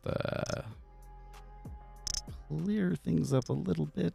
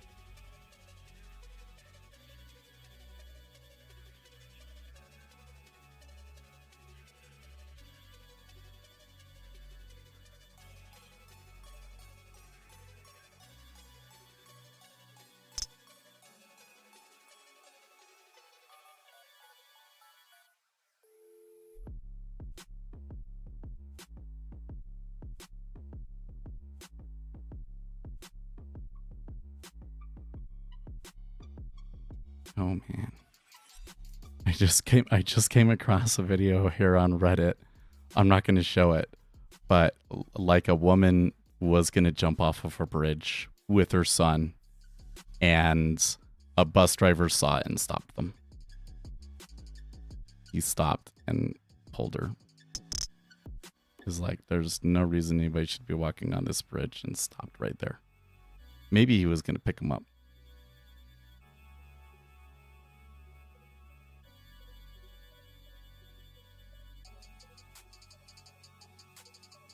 Man, can you imagine? Can you imagine if you hadn't done that and watched that, and then you'd have that nightmare with them jumping off in your head the rest of your life? Ooh, ooh, babe. Okay, maybe that's enough internet for today.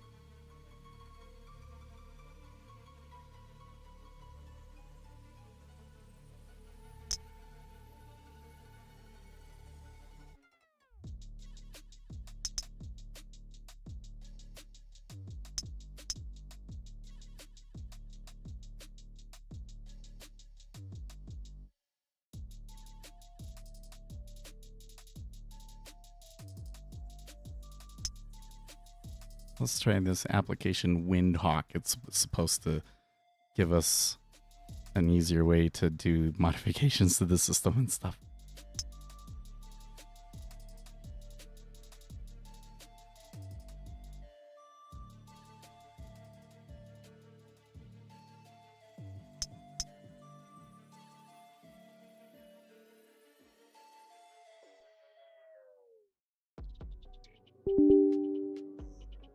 Hopefully it's not something that requires us to restart.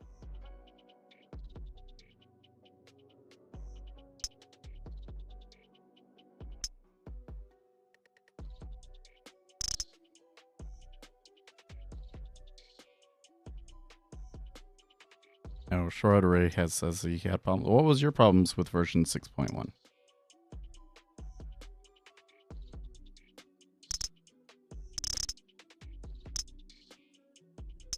A 1,000 limit orders on each side jigsaw with NinjaTrader 7 to start is an indicator where times everything. That comment makes no sense to me, Big Toasty.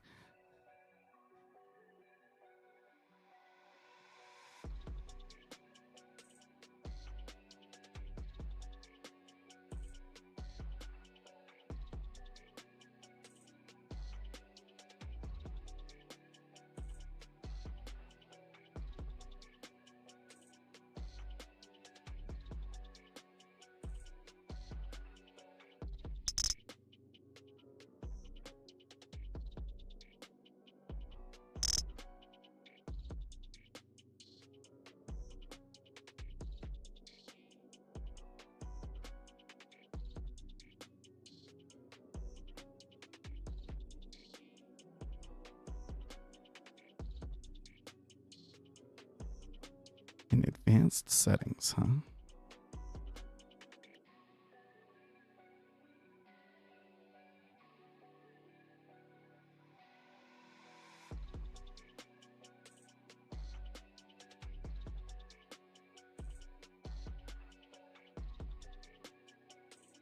Process inclusion list.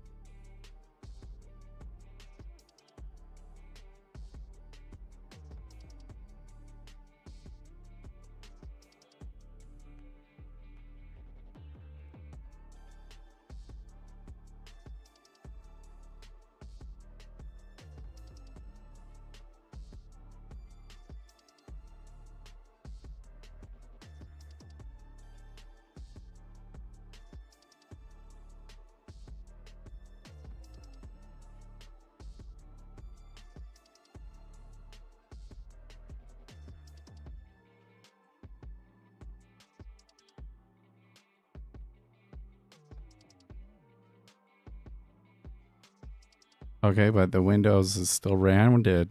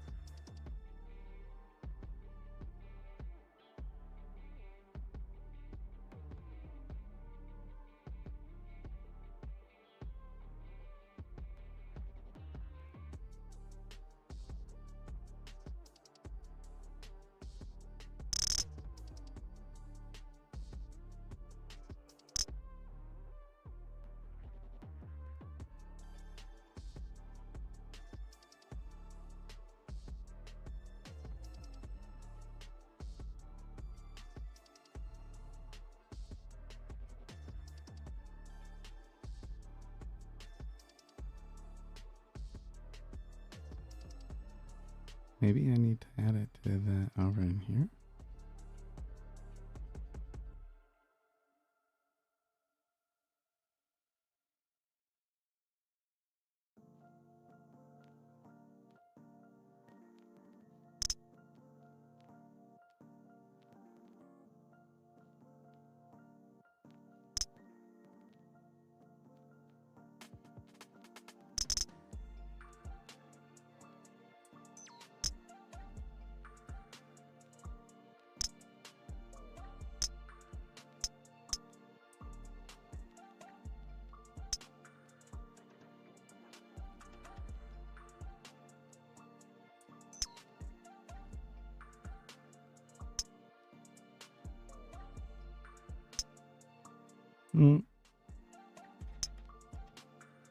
I don't know if it's even working.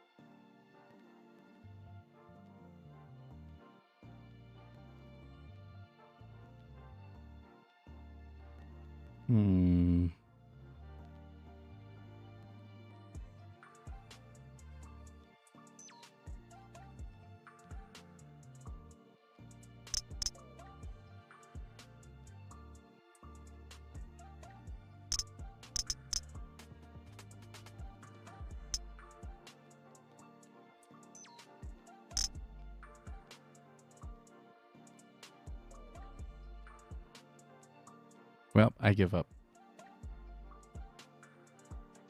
It's not giving me rounded corners.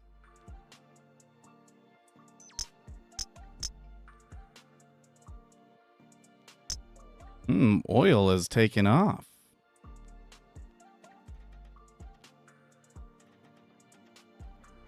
Is there another Russia headline, maybe?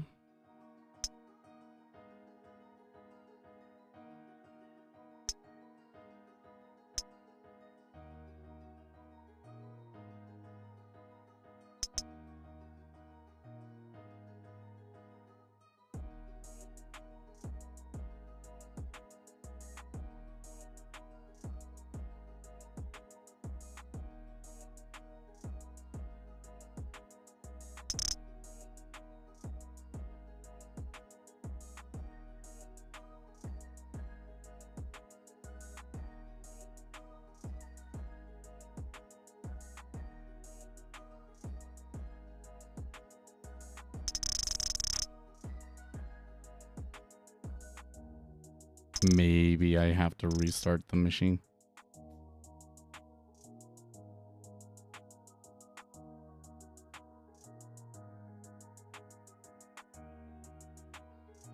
I don't know. The version, it kind of seems like for me that I would have preferred to have version 6. But.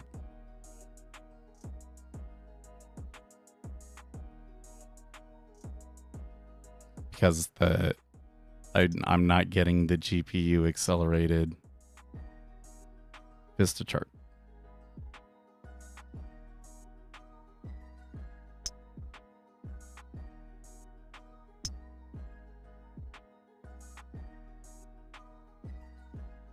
Big iceberg there.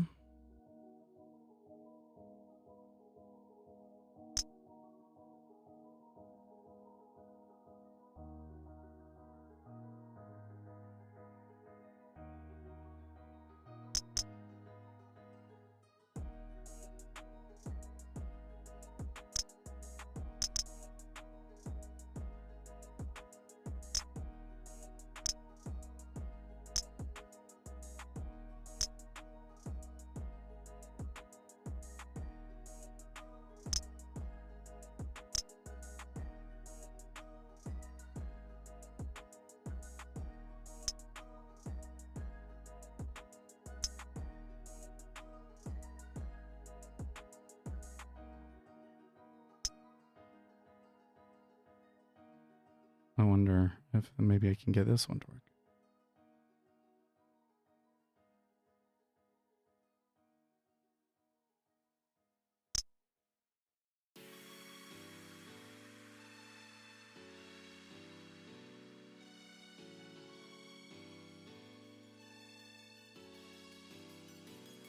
Hey, that does work. Interesting. Settings.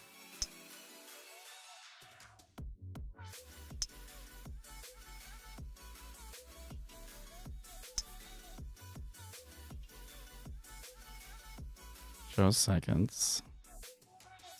I don't think we really need to show the day of the week, though.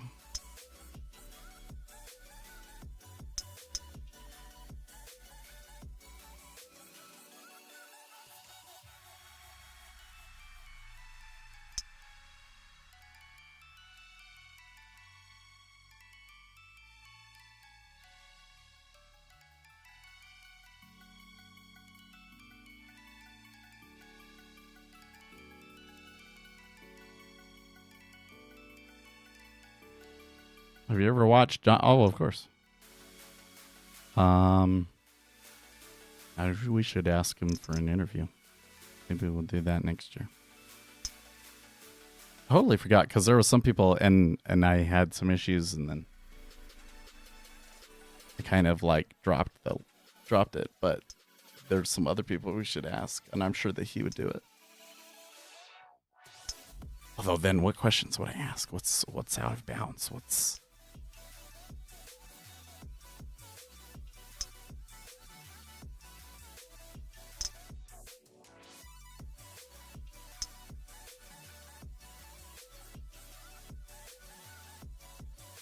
But I don't know. It's one of those things where I'm not entirely sure what I would ask him. I have to think about it. But I kind of started reading his book. I don't think that I think that there's some information beyond that is really essential to figuring this out, and that's a lot of where my content came from. It was like, this is not enough. He just kind of puts it all into this big category of context, right? And I'm able to kind of get into the heart of what matters and what doesn't and how you have to look at it. But I do think that it gives you a good idea of like the game that's actually going on that is valuable.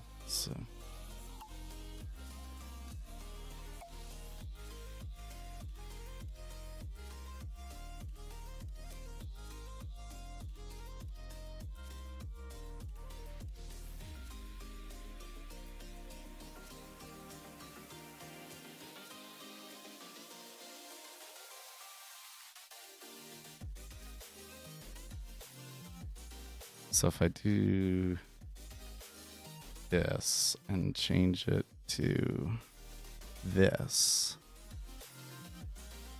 then do I have to do anything for it to apply? Or just click out of the... Ooh. Oh, it's at the top right here. Ooh. Dash. Default. Nothing. Uh-huh.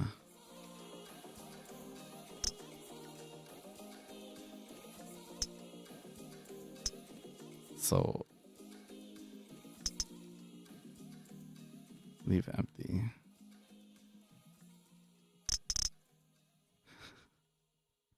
Well, that's not what I wanted.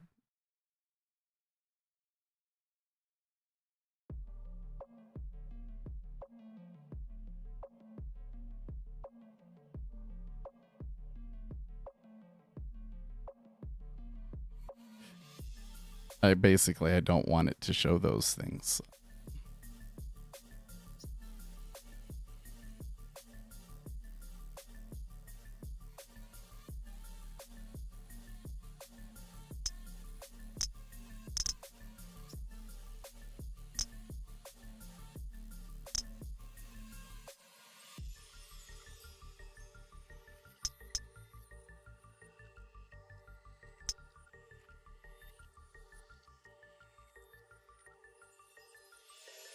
Uh-huh.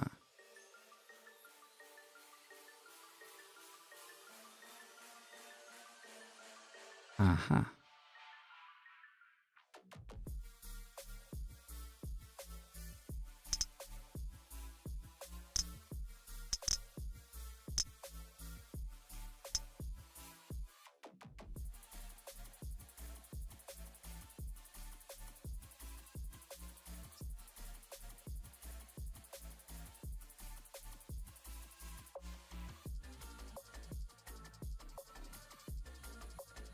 Oh, I see.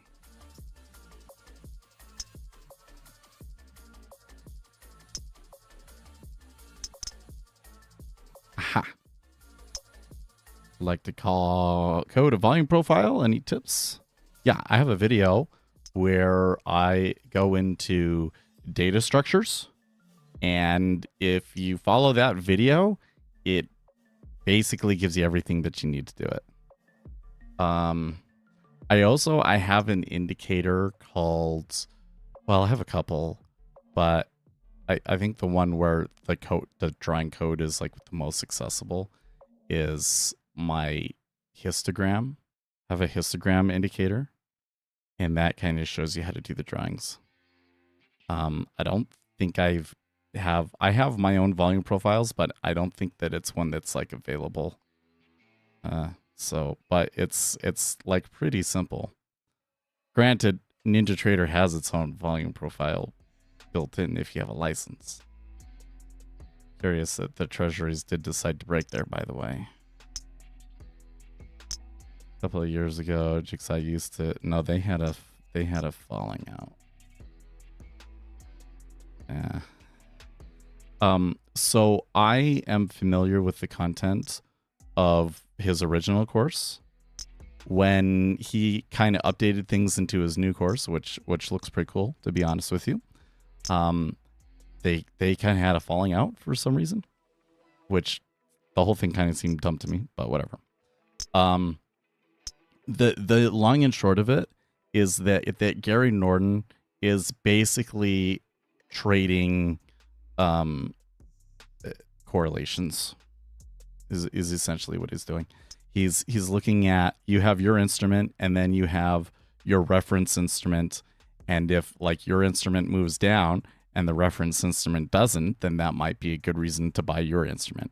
And when you have all of the pieces of information up there, you can kind of make decisions to like, you know, here would be an acceptable place or not. So basically what Gary is doing is he's doing what the market making robots do. Except for, you know, like that's what he did before the market making robots took over. So I think it's really valuable information. I really do. I am really skeptical of you being able to really consistently pull out a strong edge using that. Because you're basically talking about the hardest, most competitive way of trading, right?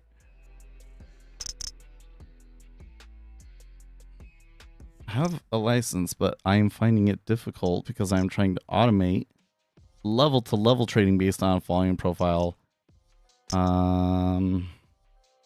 So the most recent version of NinjaTrader, though, did give more access to both volume profile and volumetric bars. But if I was writing an algorithm, I would probably use the volumetric bars. So the volumetric bars are basically NinjaTrader's equivalent of footprint charts.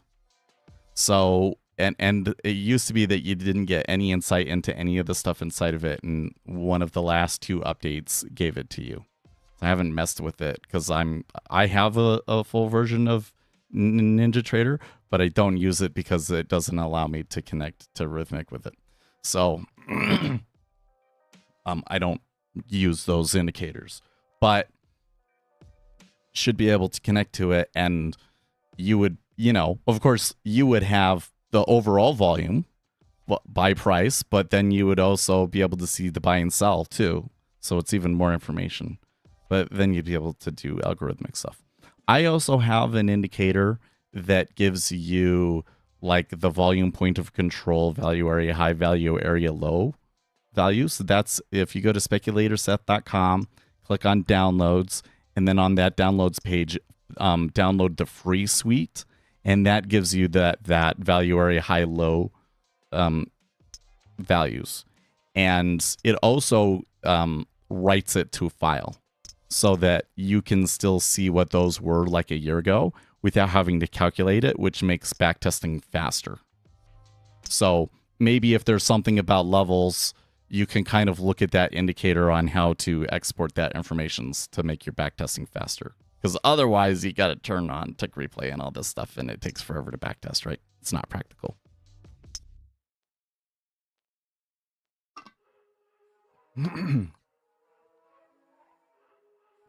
Okay, I got my time format here. Oh, we don't need the TT. There we go. Now, can I make it bigger?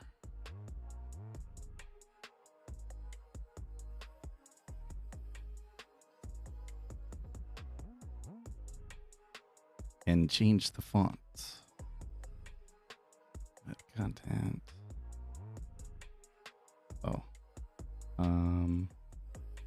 Top style.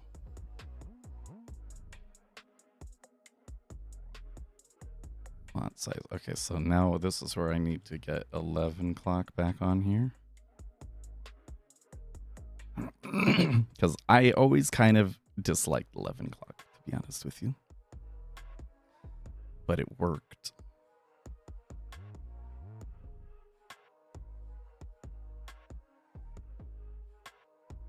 Clock settings.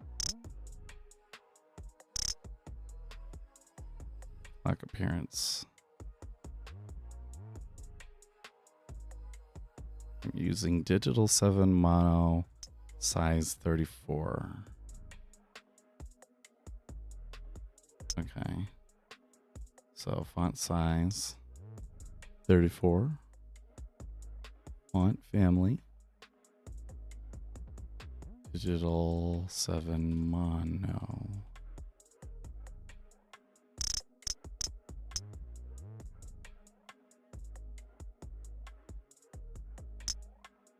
Now I can quit 11 clock and save settings and hope it worked. Hell yes.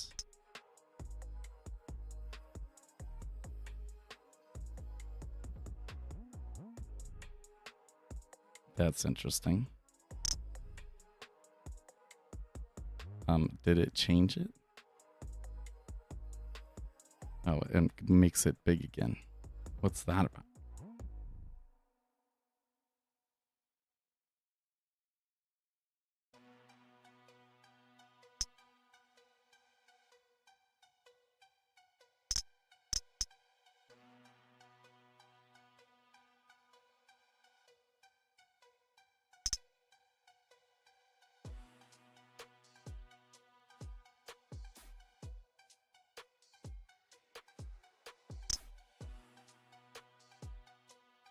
Is max clock width do?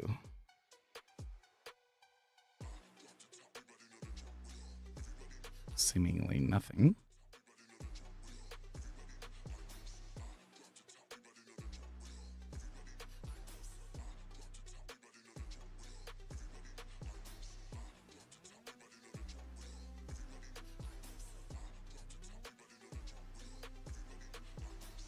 Okay, so Windhawk has done one nice thing for me, but it didn't get rid of rounded corners. But it fixed our clock. I appreciate that.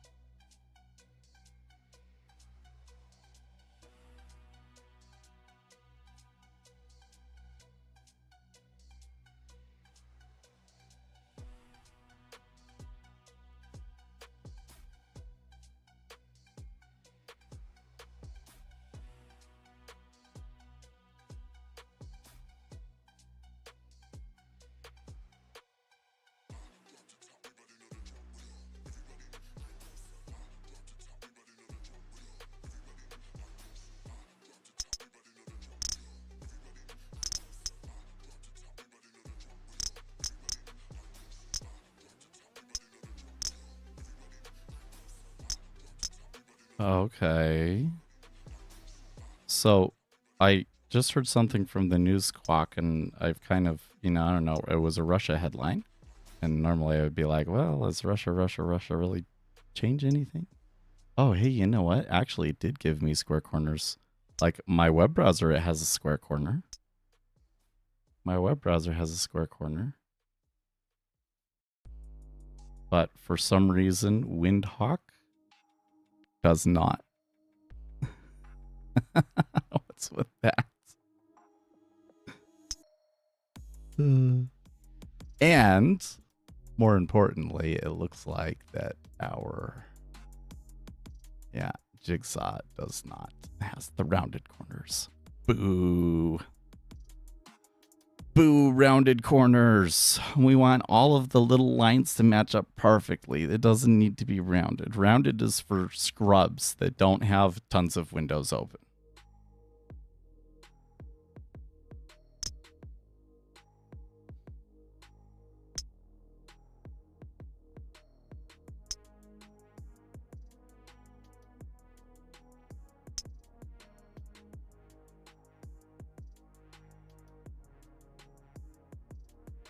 So I wish that I could have it like this big all the time, and I don't understand what's with that.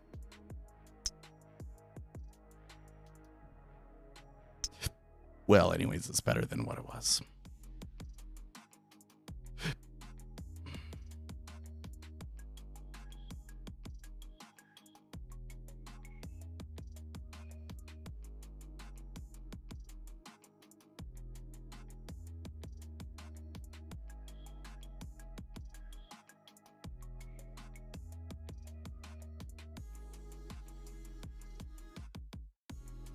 We need to talk to ChatGPT. We must consult with the large language model.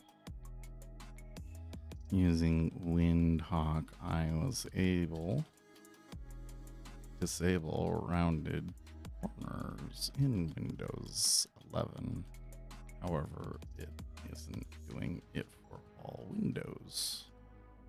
The web browser square, but Windhawk's window itself is not, and nor is Jigsaw.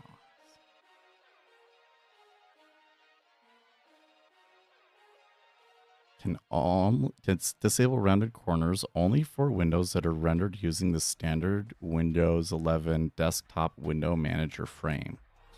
Apps that draw their own custom Chrome or use special frameworks don't always respect the global corner style API calls. Here's what's going on. Browsers like Chrome, Edge, and Firefox largely use the standard Windows 32 frame. Windhawk's own UI uses custom drawn window frames.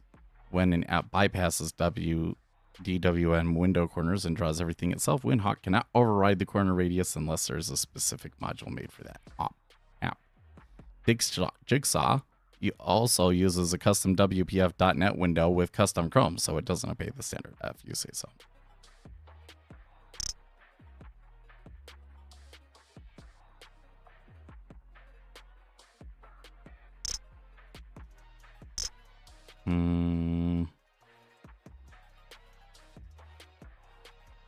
It says check for standard options, but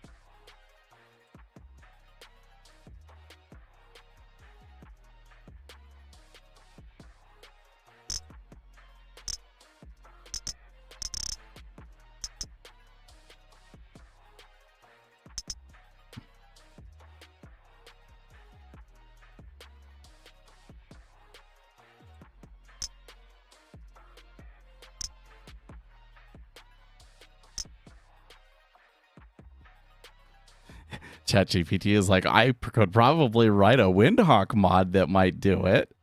Well, okay.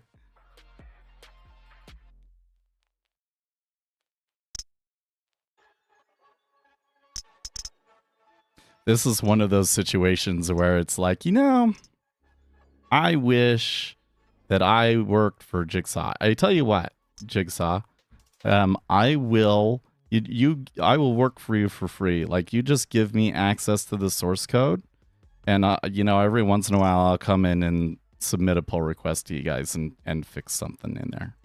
Because there's a couple of little things that just bother me that I'm like, I don't think they're ever going to figure out or change that, but I think I could figure it out.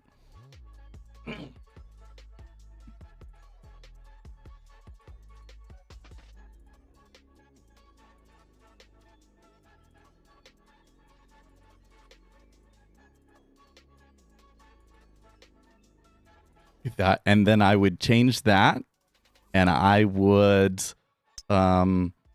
give you the ability to change the color of the menu so that it's not black. and I would add my spread indicators into it. That's what I would do.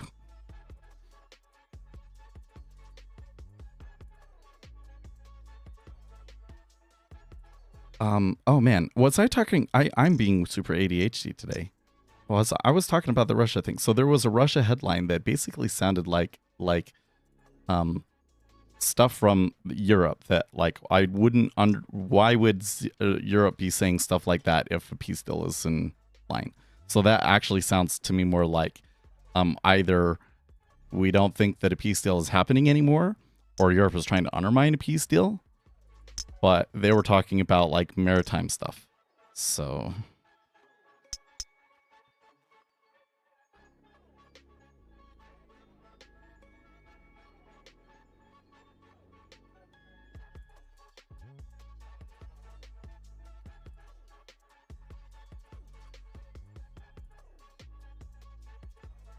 wow, Zero Hedge already has a article now.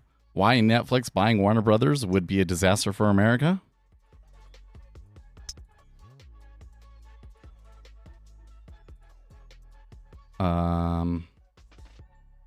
If the deals go through, would hold a noose around the theatrical marketplace. Just the fact that creative, powerful storytellers are afraid of opposing this deal publicly should tell us something. The deal looks illegal and is likely to face a merger challenge, which I'm not going to go into. It may ultimately even prompt the monopolization case against Netflix. Can you believe we're going to have an anti-monopoly case against Netflix?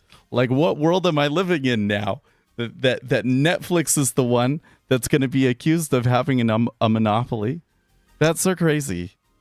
Because the problem wasn't, and still is, that like everybody had their content on Netflix and then they all took it out and streaming went downhill. And now everything that you get on Netflix is kind of meh. And I'm kind of like, I want Blockbuster back because Blockbuster has all the movies.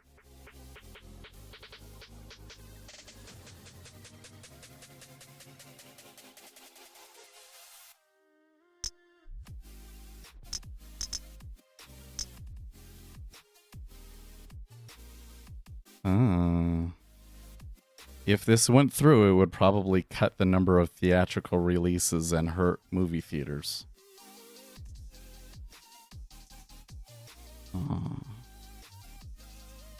I do wonder, something about this sounds like it's not going to happen. You know, like, I just can't imagine that they would allow it to go through. Like, there's got to be some legal reason that it's not okay, you know? You just, well, whatever.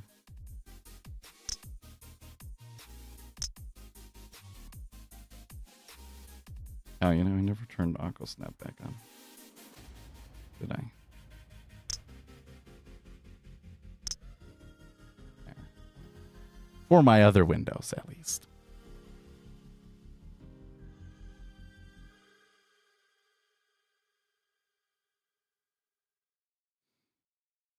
Okay, well, I'm over time. And yeah, time to get going. See you guys Monday for a short session. Should be a fun day for me. Fun week. I remember. Have you guys ever watched this guy on YouTube? Probably not, but there's this guy on YouTube that's kind of crazy named Elliot Hulse. I don't know if you've ever come across him. He's I'm just warning you, he's a little out there. And but sometimes he's got really good stuff and I do enjoy it. And one of the things that he would say is, like, you just like put your hands up and say to the universe that you're excited for all of the new relationships and people that are about to come into your life, and it was kind of like this ritual sort of thing to get you hyped or whatever. And it was cool. And I've come to several points in my life where it's like that, where it's like, there's going to be new people to come in. And I think that I probably enjoy that more than anything. So next week will be good. Stay excellent.